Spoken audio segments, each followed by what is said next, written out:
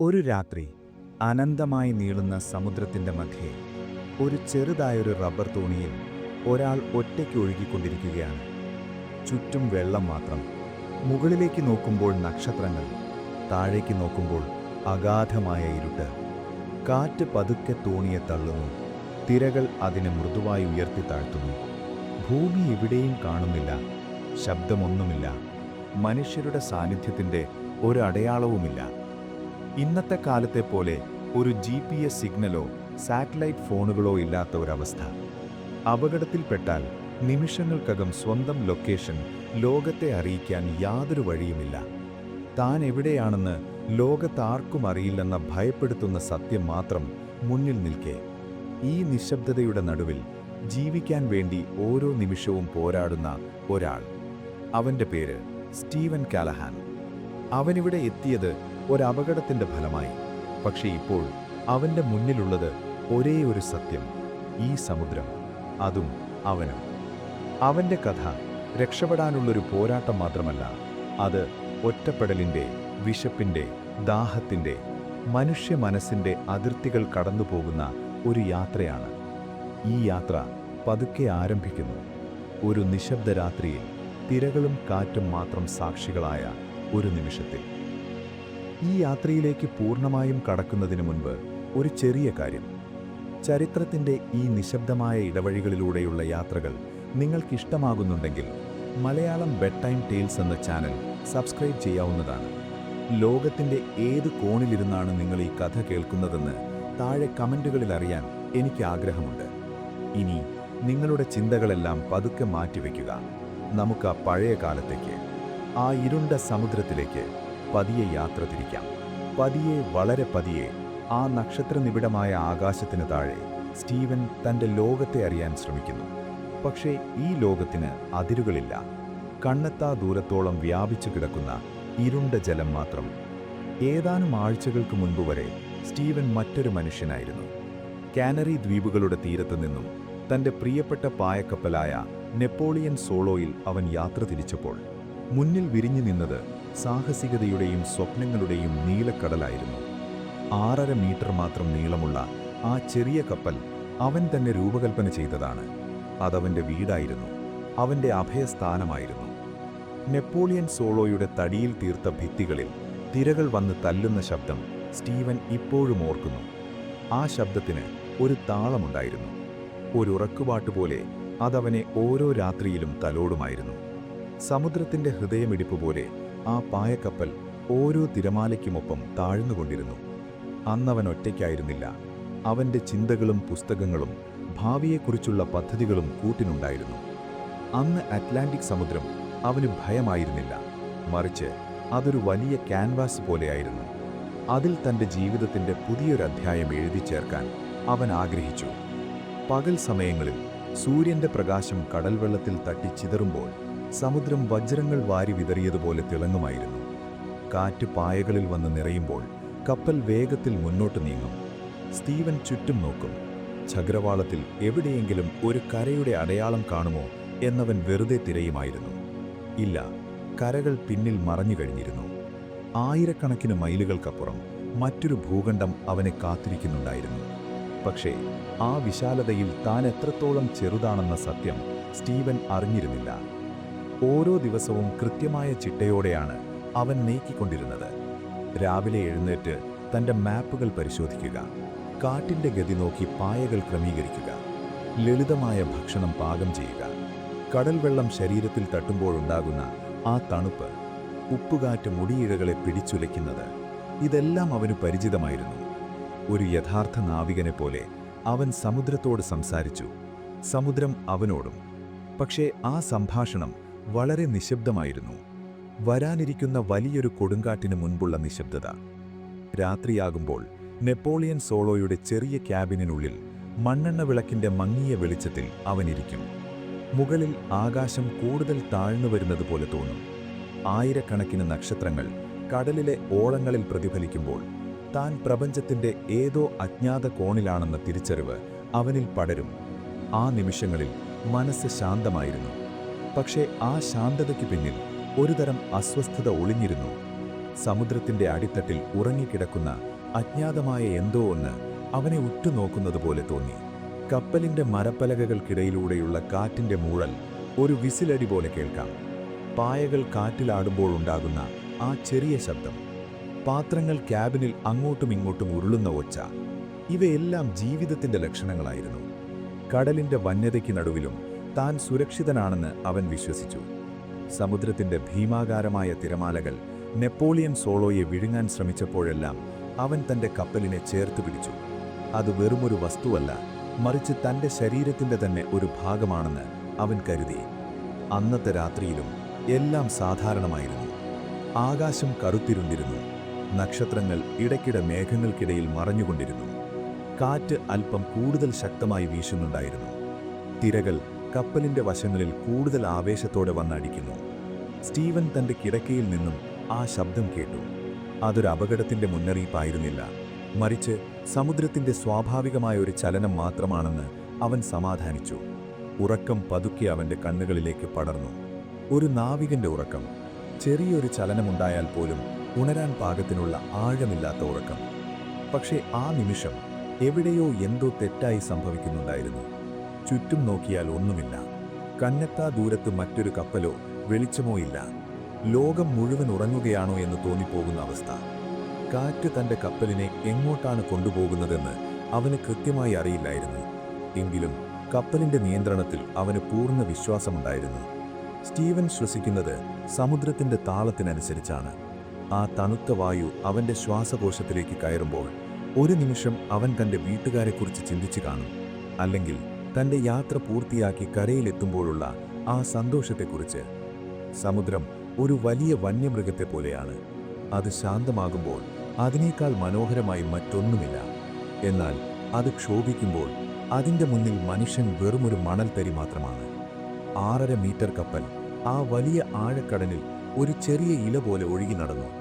ചുവന്ന വെളിച്ചം നൽകുന്ന കോമ്പസിലേക്ക് ഇടയ്ക്ക് നോക്കി അവൻ തന്റെ ദിശ ഉറപ്പാക്കി. എല്ലാം ശരിയാണ്. ഇത്രയും ദിവസത്തെ യാത്രയിൽ താൻ ഒരുപാട് ദൂരം പിന്നിട്ടിരിക്കുന്നു. ഇനിയും ഒരുപാട് ദൂരം ബാക്കിയുണ്ട്. രാത്രിയുടെ 2ാം യാമം സമുദ്രം കുറച്ചുകൂടി പ്രക്ഷുബ്ധമായതുപോലെ തോന്നി. കപ്പൽ ഒരു വലിയ തിരയുടെ മുകളിലേക്ക് ഉയർന്നു. ഒരു നിമിഷം അത് വായുവിൽ നിൽക്കുന്നതുപോലെ തോന്നി. പിന്നെ താഴേക്ക്, ആഴങ്ങളിലേക്ക്. ആ വീഴ്ചയിൽ സ്റ്റീവന്റെ ഹൃദയം ഒരു നിമിഷം നിലച്ചുപോയി. എങ്കിലും അവൻ പേടിച്ചില്ല. ഇത് സമുദ്രമാണ്. ഇവിടെ ഇതെല്ലാം പതിവാണ്. അവൻ കണ്ണുകൾ അടച്ചു. സമുദ്രത്തിന്റെ ആ ഗർജനം ദൂരെ എവിടെയോ കേൾക്കാം. അത് അടുത്തേക്ക് വരുന്നത് പോലെ.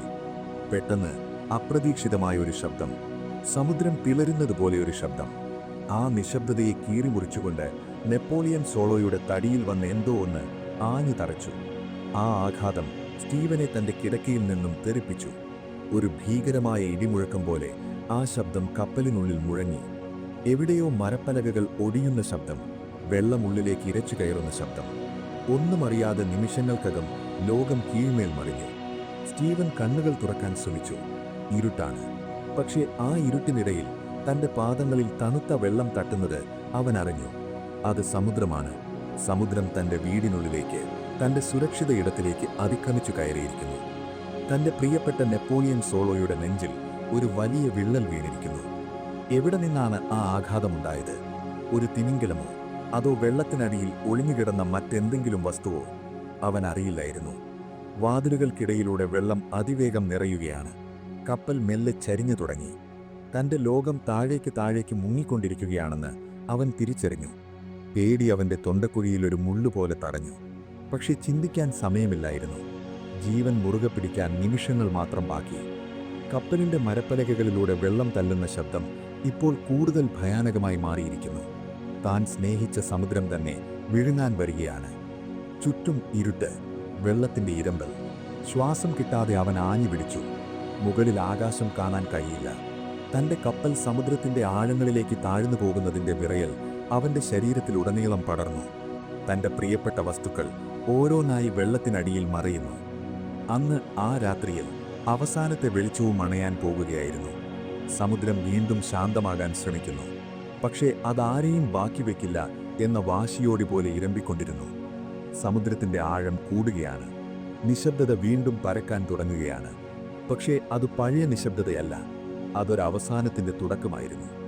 തിരമാലകൾ നെപ്പോളിയൻ സോളോയെ വിഴുങ്ങാൻ തയ്യാറായി നിൽക്കെ സ്റ്റീവൻ ആ നനഞ്ഞ ഇരുട്ടിൽ തന്റെ അവസാനത്തെ കച്ചിത്തുരുമ്പിനു വേണ്ടി കൈകാലുകൾ അടിച്ചുയർത്താൻ ശ്രമിച്ചു. നിശബ്ദത. വീണ്ടും ആ പഴയ നിശബ്ദത പരക്കുകയാണ്. കടലിന്റെ വന്യമായ ശ്വാസം മാത്രം ചുറ്റും അവശേഷിക്കുന്നു. ഈ നിമിഷം മുതൽ എല്ലാം മാറുകയാണ്. വെള്ളത്തിന് കഠിനമായ തണുപ്പായിരുന്നു. ആ തണുപ്പ് സ്റ്റീവന്റെ ചർമ്മത്തിലൂടെ ഉള്ളിലേക്ക് അരിച്ചു കയറി. ഏതാനും നിമിഷങ്ങൾക്ക് മുൻപ് വരെ താൻ കണ്ടിരുന്ന ആ മനോഹരമായ സ്വപ്നത്തിൽ നിന്നും ഈ ക്രൂരമായ യാഥാർത്ഥ്യത്തിലേക്ക് വീഴുമ്പോൾ മസ്തിഷ്കം ഒരു നിമിഷം നിശ്ചലമായി പോയി. കണ്ണുകൾ തുറക്കാൻ ശ്രമിക്കുമ്പോൾ ഉപ്പുവെള്ളം അവയെ നീറ്റുന്നു. ചുറ്റും ഇരുട്ടാണ്, കനത്ത ശ്വാസം മുട്ടിക്കുന്ന ഇരുട്ട്. താൻ എവിടെയാണെന്നോ എന്താണ് സംഭവിക്കുന്നതെന്നോ തിരിച്ചറിയാൻ കഴിയാത്തത്രയും വലിയൊരാഘാതം. ക്യാബിനുള്ളിൽ വെള്ളം ആഞ്ഞടിക്കുകയാണ്. പായക്കപ്പൽ ചരിഞ്ഞതോടെ സാധനങ്ങളെല്ലാം ഒന്നിനു മുകളിൽ ഒന്നായി വീണുകിടക്കുന്നു. സ്റ്റീവൻ ആ നനഞ്ഞ ഇരുട്ടിൽ തപ്പിത്തടഞ്ഞു. തന്റെ പാദങ്ങൾ എവിടെയോ ഉടക്കി. വെള്ളമിപ്പോൾ അവന്റെ അരയൊപ്പം എത്തിക്കഴിഞ്ഞു. ഓരോ സെക്കൻഡിലും അത് ഉയരുകയാണ്. സമുദ്രം കപ്പലിനെ അകത്തുനിന്നും വിഴുങ്ങിക്കൊണ്ടിരിക്കുന്നു. പുറത്ത് തിരകൾ മരപ്പലകകളിൽ അടിച്ചു തകരുന്ന ശബ്ദം ഭീകരമായി മുഴങ്ങുന്നു. അതൊരുതരം കരച്ചിൽ പോലെ തോന്നി. തന്റെ ജീവന്റെ ഭാഗമായ നെപ്പോളിയൻ സോളോ എന്ന കപ്പലിന്റെ അവസാനത്തെ കരച്ചിൽ. എന്താണ് കപ്പലിൽ വന്നിടിച്ചത്? ഒരു തിമിംഗലമാകുമോ? അതോ തിരമാലകൾക്കിടയിൽ ഒഴുകി നടന്ന ഏതെങ്കിലും വലിയ കണ്ടെയ്നറോ? ആ ചോദ്യത്തിന് ഇപ്പോൾ പ്രസക്തിയില്ലെന്ന് സ്റ്റീവൻ തിരിച്ചറിഞ്ഞു. ഇപ്പോൾ പ്രധാനം ശ്വസിക്കുക എന്നതാണ്. വെള്ളമിപ്പോൾ അവന്റെ നെഞ്ചുവരെ എത്തി നിൽക്കുന്നു. ശ്വാസമെടുക്കാൻ ബുദ്ധിമുട്ടാണ്. വായുവിന് പകരം നാവിലേക്ക് ഉപ്പുവെള്ളത്തിന്റെ രുചിയാണ് കിട്ടുന്നത്. ഇരുട്ടിൽ അവൻ തന്റെ എമർജൻസി കിറ്റിനു വേണ്ടി തപ്പി. എവിടെയാണത്? താൻ സൂക്ഷിച്ചു വച്ചിരുന്ന ആ ബാഗ്. അത് വെള്ളത്തിലെവിടെയോ ഒഴുകിപ്പോയിരിക്കുന്നു. ഒരു നിമിഷം അവൻ നിശ്ചലനായി. മരണത്തിന്റെ ആ തണുത്ത കൈകൾ തന്റെ തോളിൽ അമരുന്നതുപോലെ അവന് തോന്നി. 1982 ഫെബ്രുവരി 5. ഈ തീയതി തന്റെ ജീവിതത്തിലെ അവസാനത്തെ ദിവസമാകാൻ പോകുകയാണോ? സമുദ്രത്തിന്റെ ആഴങ്ങളിലേക്ക് ഈ കപ്പലിനോടൊപ്പം താനും ഒരു ശവമായി താഴാൻ പോകുകയാണോ? ഇല്ല. ആ ചിന്ത അവന്റെ ഉള്ളിൽ ഒരു ചെറിയ തീപ്പൊരി ഉണ്ടാക്കി. ഭയത്തിന് പകരം അതിജീവനത്തിനുള്ള ഒരു വാശി. അവൻ ആഞ്ഞു നീന്തി. മുങ്ങിക്കൊണ്ടിരിക്കുന്ന കപ്പലിന്റെ വാതിലിനടുത്തേക്ക് അവൻ നീങ്ങി. വെള്ളത്തിന്റെ മർദ്ദം കാരണം വാതിൽ തുറക്കാൻ കഴിയുന്നില്ല. അവൻ തന്റെ സർവ്വശക്തിയും ഉപയോഗിച്ച് തള്ളി. ശ്വാസകോശത്തിൽ വായു കുറഞ്ഞു വരുന്നു. ഒടുവിൽ ഒരു വലിയ ശബ്ദത്തോടെ വാതിൽ തുറന്നു. വെള്ളം ഒരു വലിയ പ്രവാഹമായി അവനെ പിന്നിലേക്ക് തള്ളി. അവൻ വീണ്ടും വെള്ളത്തിനടിയിലായി. ഇരുട്ടിൽ കൈകാലുകൾ ഇട്ടടിച്ച് അവൻ മുകളിലേക്ക് വരാൻ ശ്രമിച്ചു. പതുക്കെ പതുക്കെ അവന്റെ തല വെള്ളത്തിന് മുകളിലെത്തി. അവൻ ആർത്തിയോടെ ശ്വാസമെടുത്തു. തണുത്ത കാറ്റ് അവന്റെ മുഖത്ത് അടിച്ചു. ആ നിമിഷം വായുവിന് ഇത്രയധികം മധുരമുണ്ടെന്ന് അവൻ ആദ്യമായി അറിഞ്ഞു. പക്ഷേ ആശ്വാസത്തിന് സമയമില്ലായിരുന്നു. കപ്പലിന്റെ മുകൾ ഭാഗം ഇപ്പോൾ കടലിൽ പകുതിയും താഴ്ന്നു കഴിഞ്ഞു. സ്റ്റീവൻ തന്റെ ലൈഫ് റാഫ്റ്റ് സൂക്ഷിച്ചിരുന്ന ഭാഗത്തേക്ക് നീങ്ങി. അതൊരു ചെറിയ റബ്ബർ തോണിയാണ്. തന്റെ അവസാനത്തെ പ്രതീക്ഷ. ആ ഇരുട്ടിൽ ആഞ്ഞു വീശുന്ന കാറ്റിനിടയിൽ അവൻ ആ റാഫ്റ്റിന്റെ ചരട് വലിച്ചു. ഒരു ചെറിയ ശബ്ദത്തോടെ അത് വീർക്കാൻ തുടങ്ങി. കാറ്റ് നിറയുമ്പോഴുണ്ടാകുന്ന ആ ശബ്ദം ആ നിശബ്ദമായ രാത്രിയിൽ ഒരു വലിയ ആശ്വാസമായി മാറി. പക്ഷെ കടൽ ശാന്തമായിരുന്നില്ല. തിരമാലകൾ പർവ്വതങ്ങളെപ്പോലെ ഉയർന്നു താഴുന്നുണ്ടായിരുന്നു. ഓരോ തിരമാലയും അവനെ തന്റെ പായക്കപ്പലിൽ നിന്നും ദൂരേക്ക് തള്ളാൻ ശ്രമിക്കുന്നു. കപ്പലിപ്പോൾ പൂർണ്ണമായും മുങ്ങാൻ പോകുകയാണ്. കപ്പലിനുള്ളിൽ നിന്നും എന്തൊക്കെയോ സാധനങ്ങൾ വെള്ളത്തിനു മുകളിലേക്ക് പൊങ്ങിവരുന്നു. തന്റെ പുസ്തകങ്ങൾ, കടലാസുകൾ എല്ലാം സമുദ്രം ഏറ്റെടുത്തു കഴിഞ്ഞു. സ്റ്റീവൻ ആഞ്ഞു നീന്തി തന്റെ റബ്ബർ റാഫ്റ്റിലേക്ക് കയറാൻ ശ്രമിച്ചു. നനഞ്ഞു കുതിർന്ന വസ്ത്രങ്ങൾ അവന്റെ ശരീരത്തെ താഴേക്ക് വലിക്കുന്നു. ഓരോ തവണ റാഫ്റ്റിൽ പിടിക്കാൻ ശ്രമിക്കുമ്പോഴും തിരകൾ അവനെ ദൂരേക്ക് എറിയുന്നു. ഒടുവിൽ സർവശക്തിയും സംഭരിച്ച് അവൻ ആ റബ്ബർ തോണിക്കുള്ളിലേക്ക് വീണു. അവിടെ അവൻ ശ്വാസം വിടാൻ പോലും കഴിയാതെ കുറച്ചുനേരം കിടന്നു. ചുറ്റും നോക്കുമ്പോൾ തന്റെ നെപ്പോളിയൻ സോളോയുടെ ഒരു ചെറിയ ഭാഗം മാത്രം കാണാം. പതുക്കെ, വളരെ പതുക്കെ അതൊരു നിഴൽ പോലെ താഴേക്ക് താഴ്ന്നുപോയി. തന്റെ വീട്, തന്റെ സ്വപ്നം എല്ലാം ഏതാനും മിനിറ്റുകൾക്കുള്ളിൽ ഇല്ലാതായിരിക്കുന്നു. ഇപ്പോഴവശേഷിക്കുന്നത് ഈ ചെറിയ റബ്ബർ തോണിയും അതിനുള്ളിൽ വിറച്ചുകൊണ്ടിരിക്കുന്ന ഒരു മനുഷ്യനും മാത്രം. കാറ്റ് വീണ്ടും ശക്തി പ്രാപിക്കുന്നു. സമുദ്രം അതിൻ്റെ വിശപ്പടങ്ങാത്ത ഒരു മൃഗത്തെപ്പോലെ വീണ്ടും ഗർജിക്കുന്നു. സ്റ്റീവൻ തൻ്റെ ചുറ്റും നോക്കി. കനത്ത ഇരുട്ട്. നക്ഷത്രങ്ങൾ മേഘങ്ങൾക്കിടയിൽ ഒളിച്ചിരിക്കുന്നു. താൻ എവിടെയാണെന്ന് ആർക്കും അറിയില്ല. കനാറി ദ്വീപുകളിൽ നിന്നും താൻ ഒരുപാട് ദൂരം മുന്നോട്ട് പോയിരിക്കുന്നു. ഈ വിശാലമായ അറ്റ്ലാന്റിക് സമുദ്രത്തിൽ താൻ ഒരു ചെറിയ പുട്ടുപോലെയാണ്. ഒരു മാപ്പിനും തന്നെ കണ്ടെത്താൻ കഴിയില്ല. താൻ കൊണ്ടുവന്ന എമർജൻസി ബാഗ് എവിടെ? അത് കപ്പലിനോടൊപ്പം താഴെ പോയോ? അതില്ലെങ്കിൽ താൻ അധികകാലം അതിജീവിക്കില്ലെന്ന് അവൻ അറിയാമായിരുന്നു. ആ ബാഗിൽ വെള്ളമുണ്ട്, ഭക്ഷണമുണ്ട്, സിഗ്നൽ നൽകാനുള്ള ഉപകരണങ്ങളുണ്ട്, ഫ്ലെയർ ഗണ്ണുകൾ. അവൻ തൻ്റെ റാഫ്റ്റിന് ചുറ്റും നോക്കി. ദൂരെയതാ വെള്ളത്തിന് മുകളിൽ ഒരു ചെറിയ കറുത്ത വസ്തു ഒഴുകിക്കൊണ്ടിരിക്കുന്നു. അത് തൻ്റെ ബാഗാണോ അതോ മറ്റെന്തെങ്കിലും അവശിഷ്ടമാണോ? ഭയം അവനെ പിടികൂടുന്നു. ആ ബാഗ് എടുക്കാൻ പോയാൽ റാഫ്റ്റ് ദൂരേക്ക് ഒഴുകിപ്പോകുമോ? പക്ഷേ ആ ബാഗില്ലാതെ തനിക്ക് നിലനിൽപ്പില്ല. അവൻ റാഫ്റ്റിൽ നിന്നും പുറത്തേക്ക് ആഞ്ഞു നോക്കി. തിരമാലകൾ അവനെ ഭയപ്പെടുത്തുന്നുണ്ടായിരുന്നു. ഓരോ തവണ നോക്കുമ്പോഴും ആ വസ്തു ദൂരേക്ക് മാറുന്നതുപോലെ. അവൻ തൻ്റെ കൈകൾ കൊണ്ട് വെള്ളം തുഴയ്ക്കാൻ തുടങ്ങി. പതുക്കെ പതുക്കെ ആ റാഫ്റ്റിനെ ആ വസ്തുവിനടുത്തേക്ക് എത്തിക്കാൻ ശ്രമിച്ചു. ആ നിമിഷം ഓരോ സെക്കൻഡും ഒരു യുഗം പോലെ തോന്നി. ഉപ്പുകാറ്റ് അവൻ്റെ കൺപോളകളിൽ ഉപ്പ് കട്ടപിടിക്കാൻ കാരണമാകുന്നു. അവൻ ആ ബാഗിൽ പിടുത്തമിട്ടു. അതെ, അത് തൻ്റെ എമർജൻസി ബാഗ് തന്നെയാണ്. അവനത് വലിച്ച് റാഫ്റ്റിനുള്ളിലേക്കിട്ടു. അതൊരു വലിയ വിജയമായിരുന്നു. ആ ചെറിയ വിജയത്തിൽ അവൻ ഒരു നിമിഷം ആശ്വസിച്ചു. പക്ഷേ ആ സന്തോഷം അധികനേരം നീണ്ടുനിന്നില്ല. തൻ്റെ റാഫ്റ്റിലിപ്പോൾ കുറച്ച് വെള്ളം നിറഞ്ഞിരിക്കുന്നു. തൻ്റെ വസ്ത്രങ്ങൾ പൂർണ്ണമായും നനഞ്ഞിരിക്കുന്നു. രാത്രിയുടെ തണുപ്പ് അവനെ മരവിപ്പിക്കാൻ തുടങ്ങിയിരിക്കുന്നു. അവൻ തൻ്റെ റാഫ്റ്റിൻ്റെ മുകളിലുള്ള മേൽക്കുര വലിച്ചുകെട്ടാൻ ശ്രമിച്ചു. തണുത്ത കാറ്റിൽ നിന്നും രക്ഷപ്പെടാൻ അതല്ലാതെ മാർഗമില്ല. ആ ഇരുട്ടിൽ ആഞ്ഞു വീശുന്ന തിരകൾക്കിടയിലിരുന്ന് അവൻ തൻ്റെ ജീവിതത്തെക്കുറിച്ച് ചിന്തിച്ചു. ഏതാനും മണിക്കൂറുകൾക്ക് മുൻപ് വരെ അവനൊരു നാവികനായിരുന്നു. ഇപ്പോൾ അവനൊരു അഭയാർത്ഥിയാണ്. തൻ്റെ പ്രിയപ്പെട്ട സമുദ്രത്തിൻ്റെ തന്നെ തടവുകാരൻ. ചുറ്റും വീണ്ടും ആ ഭീകരമായ നിശബ്ദത പടരുന്നു. തിരമാലകൾ റാഫ്റ്റിൽ വന്ന് തട്ടുമ്പോഴുണ്ടാകുന്ന ആ ചെറിയ ശബ്ദം മാത്രം. താൻ ഒറ്റയ്ക്കാണ്. ആ ചിന്ത അവൻ്റെ ഉള്ളിലൊരു ഭാരമായി മാറി. ഈ രാത്രി അവസാനിക്കുമോ? സൂര്യൻ ഉദിക്കുമോ? അതോ സമുദ്രം ഈ റബ്ബർ തോണിയെയും അതിൻ്റെ ആഴങ്ങളിലേക്ക് വിഴുങ്ങുമോ? അവൻ ഉത്തരമില്ലായിരുന്നു. സമുദ്രത്തിൻ്റെ തിരകൾ താളത്തിൽ റാഫ്റ്റിനെ ഉയർത്തി താഴ്ത്തിക്കൊണ്ടിരിക്കുന്നു. സ്റ്റീവൻ കണ്ണുകൾ അടച്ചു. പക്ഷെ ഉറങ്ങാൻ കഴിഞ്ഞില്ല. ഓരോ ചെറിയ ശബ്ദവും അവനെ ഭയപ്പെടുത്തിക്കൊണ്ടിരുന്നു. തൻ്റെ ചുറ്റുമുള്ള ഇരുട്ടിൽ ഏതോ വന്യമൃഗം തന്നെ കാത്തിരിക്കുന്നുണ്ടെന്ന് തോന്നൽ. സമുദ്രം ശ്വസിക്കുന്നതുപോലെ ആ ശ്വാസം തൻ്റെ തൊട്ടടുത്ത് കേൾക്കാം. താനിപ്പോൾ എവിടെയാണ്? എത്ര ദൂരം ഒഴുകിപ്പോയിട്ടുണ്ടാകും? താൻ പോയ വഴിയിൽ ഏതെങ്കിലും കപ്പലുകളുണ്ടാകുമോ? ഇല്ല. ഈ രാത്രി ആരും തന്നെ കാണാൻ പോകുന്നില്ല. നിശബ്ദത, ശ്വാസം മുട്ടിക്കുന്ന നിശബ്ദത. നേരം പുലരാൻ തുടങ്ങുന്നു. ഇരുട്ടിന്റെ കറുത്ത ആവരണം പതുക്കെ നീങ്ങി ആകാശം ഒരു ചാരനിറത്തിലേക്ക് വഴിമാറുകയാണ്. അപ്പോഴും സമുദ്രം അടങ്ങിയിരുന്നില്ല. ഓരോ തിരമാലയും തൻ്റെ റബ്ബർ റാഫ്റ്റിനെ ഒരു കളിപ്പാട്ടം പോലെ വായുവിൽ ഉയർത്തുകയും പിന്നീട് ആഴങ്ങളിലേക്ക് വലിച്ചെറിയുകയും ചെയ്തുകൊണ്ടിരുന്നു. സ്റ്റീവൻ തൻ്റെ തോണിക്കുള്ളിൽ ചുരുണ്ടുകൂടി കിടന്നു. അവൻ്റെ നനഞ്ഞ വസ്ത്രങ്ങൾ ഇപ്പോൾ മരവിച്ചതുപോലെ ശരീരത്തിൽ ഒട്ടിപ്പിടിച്ചിരിക്കുന്നു. ഓരോ തവണ കാറ്റ് വീശുമ്പോഴും ശരീരം അനിയന്ത്രിതമായി വിറയ്ക്കുന്നുണ്ടായിരുന്നു. ആ വിറയിൽ പേടി കൊണ്ടായിരുന്നില്ല, മറിച്ച് സമുദ്രത്തിൻ്റെ ആ തണുപ്പ് ശരീരത്തിൻ്റെ ഓരോ കോശത്തിലേക്കും പടർന്നതുകൊണ്ടായിരുന്നു. താൻ എവിടെയാണ്? തൻ്റെ പക്കൽ ഇപ്പോൾ എന്തൊക്കെയുണ്ട്? ഈ ചോദ്യങ്ങൾ അവൻ്റെ ഉള്ളിൽ മുഴങ്ങാൻ തുടങ്ങി.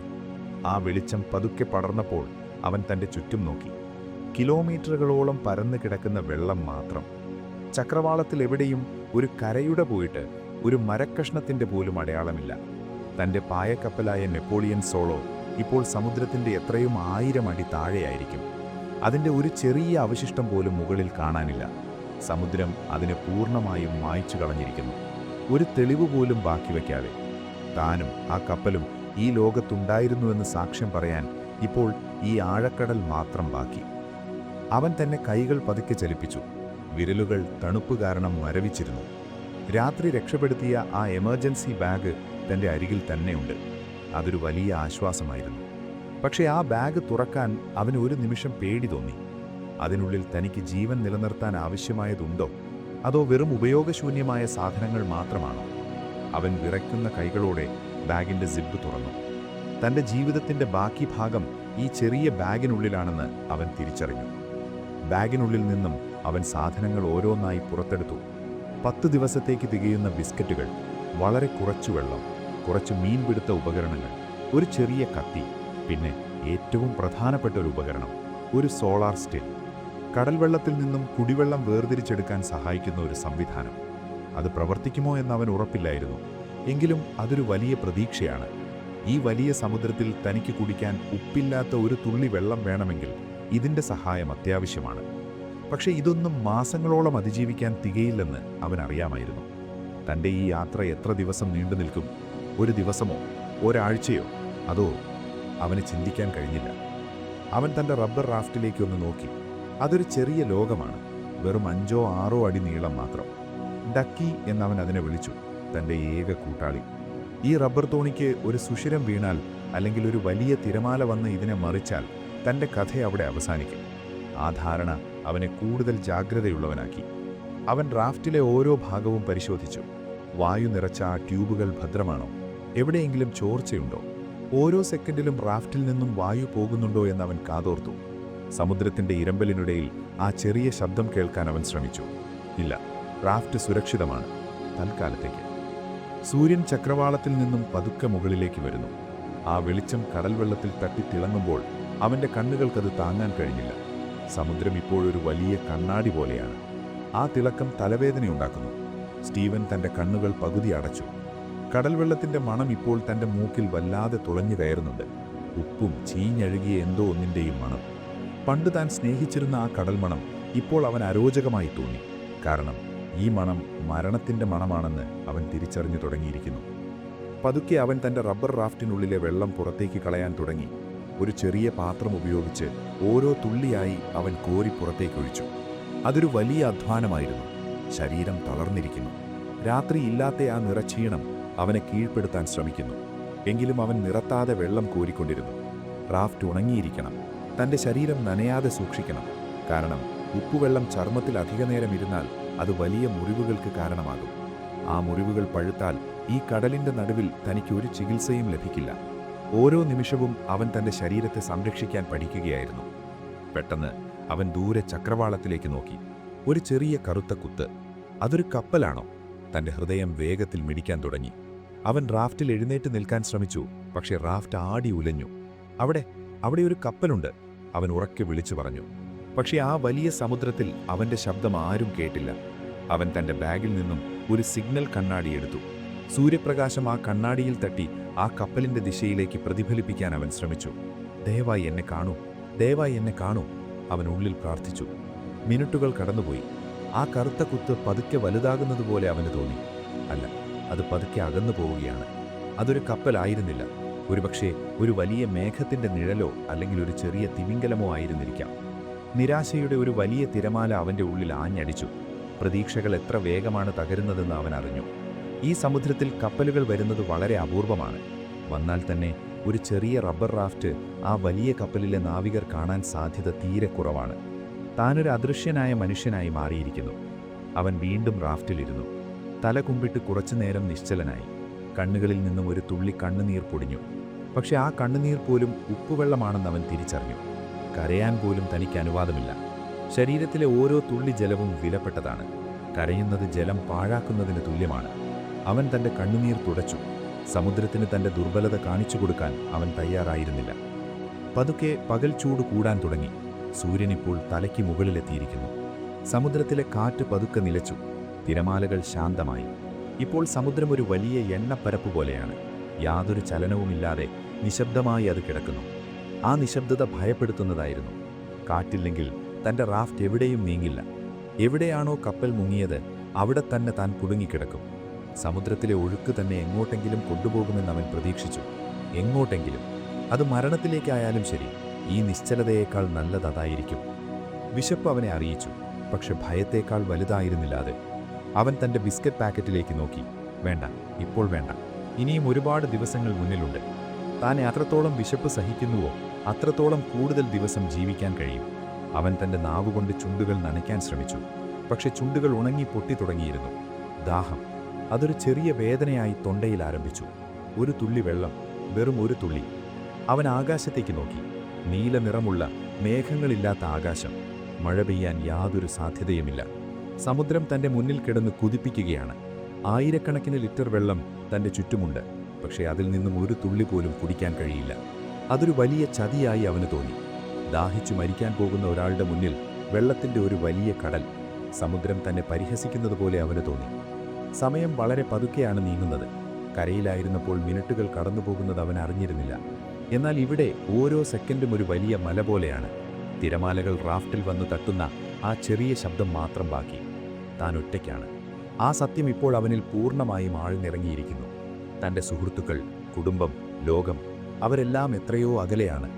അവർക്കൊന്നും താൻ നേരിടുന്ന ഈ നരകം മനസ്സിലാക്കാൻ കഴിയില്ല. അവർ പരിപക്ഷേ താൻ സുരക്ഷിതനായി യാത്ര ചെയ്യുകയാണെന്ന് കരുതിയിട്ടുണ്ടാകാം. അല്ലെങ്കിൽ താൻ മരിച്ചുപോയെന്ന് വിശ്വസിച്ചിട്ടുണ്ടാകാം. സന്ധ്യയാകുന്നു. സൂര്യൻ ചക്രവാളത്തിൽ ചുവന്ന നിറത്തിൽ മുങ്ങിത്താഴുകയാണ്. ആ കാഴ്ച അതിമനോഹരമായിരുന്നു. പക്ഷേ സ്റ്റീവൻ അതിൽ സൗന്ദര്യം കണ്ടെത്താൻ കഴിഞ്ഞില്ല. സൂര്യൻ അസ്തമിക്കുന്നത് മറ്റൊരു കഠിനമായ രാത്രിയുടെ തുടക്കമാണെന്ന് അവൻ അറിയാമായിരുന്നു. തണുപ്പും ഇരുട്ടും നിറഞ്ഞ മറ്റൊരു രാത്രി. തൻ്റെ റാഫ്റ്റ് പതുക്കെ ഒഴുകുകയാണ്, അജ്ഞാതമായ ഏതോ ദിശയിലേക്ക്. സമുദ്രം വീണ്ടും ഇരുട്ടിലേക്ക് മാറുന്നു. നക്ഷത്രങ്ങൾ ഓരോന്നായി തെളിഞ്ഞു തുടങ്ങി. സ്റ്റീവൻ തൻ്റെ റബ്ബർ റാഫ്റ്റിനുള്ളിൽ കിടന്നു. ചുറ്റും നോക്കുമ്പോൾ ഒന്നും കാണാനില്ല. വെറും ശൂന്യത. ആ ശൂന്യത തൻ്റെ ഉള്ളിലേക്കും പടരുന്നതായി അവൻ അറിഞ്ഞു. താൻ ജീവിക്കുമോ, അതോ ഈ സമുദ്രം തന്നെ എന്നേക്കുമായി സ്വന്തമാക്കുമോ? നിശബ്ദത. വീണ്ടും ആ വലിയ നിശബ്ദത. സമുദ്രം ശാന്തമായി ശ്വസിച്ചുകൊണ്ടിരിക്കുന്നു. സ്റ്റീവൻ ആ ശ്വാസം കേട്ടു. അത് തൻ്റെ മരണത്തിൻ്റെ താളമാണോ എന്നവൻ സംശയിച്ചു. രാത്രിയുടെ തണുപ്പ് വീണ്ടും പടരുകയാണ്. ആകാശം വീണ്ടും കറുത്ത കമ്പളം പുതച്ചു. നക്ഷത്രങ്ങൾ ഓരോന്നായി തെളിഞ്ഞു വരുമ്പോൾ സ്റ്റീവൻ തൻ്റെ റബ്ബർ റാഫ്റ്റിനുള്ളിൽ ചുരുണ്ടുകൂടിക്കിടന്നു. പകൽ മുഴുവൻ സൂര്യൻ്റെ ചൂടേറ്റു വാങ്ങിയ റാഫ്റ്റിൻ്റെ റബ്ബർ ഭാഗങ്ങൾ ഇപ്പോൾ തണുത്തു വിറയ്ക്കുന്നുണ്ട്. തിരമാലകൾ റാഫ്റ്റിനെ പതുക്കെ ഉയർത്തി താഴ്ത്തുമ്പോഴുണ്ടാകുന്ന ആ താളം, അത് മുമ്പ് അവനെ ഉറക്കിയിരുന്ന താളമല്ല, മറിച്ച് അജ്ഞാതമായ ഒരിടത്തേക്ക് തന്നെ വലിച്ചിഴച്ചുകൊണ്ടു പോകുന്ന ഒരു അദൃശ്യ ശക്തിയുടെ നീക്കമായി അവന് തോന്നി. 4 ദിവസങ്ങൾ കടന്നുപോയിരിക്കുന്നു. ഈ 4 ദിവസത്തിനുള്ളിൽ തൻ്റെ ശരീരം എത്രത്തോളം മാറിയെന്ന് അവൻ ഭീതിയോടെ തിരിച്ചറിഞ്ഞു. പേശികൾ പതുക്കെ വലിയാൻ തുടങ്ങിയിരിക്കുന്നു. ചർമ്മം ഉപ്പുവെള്ളം തട്ടി തടിച്ചു വീർത്തിരിക്കുന്നു.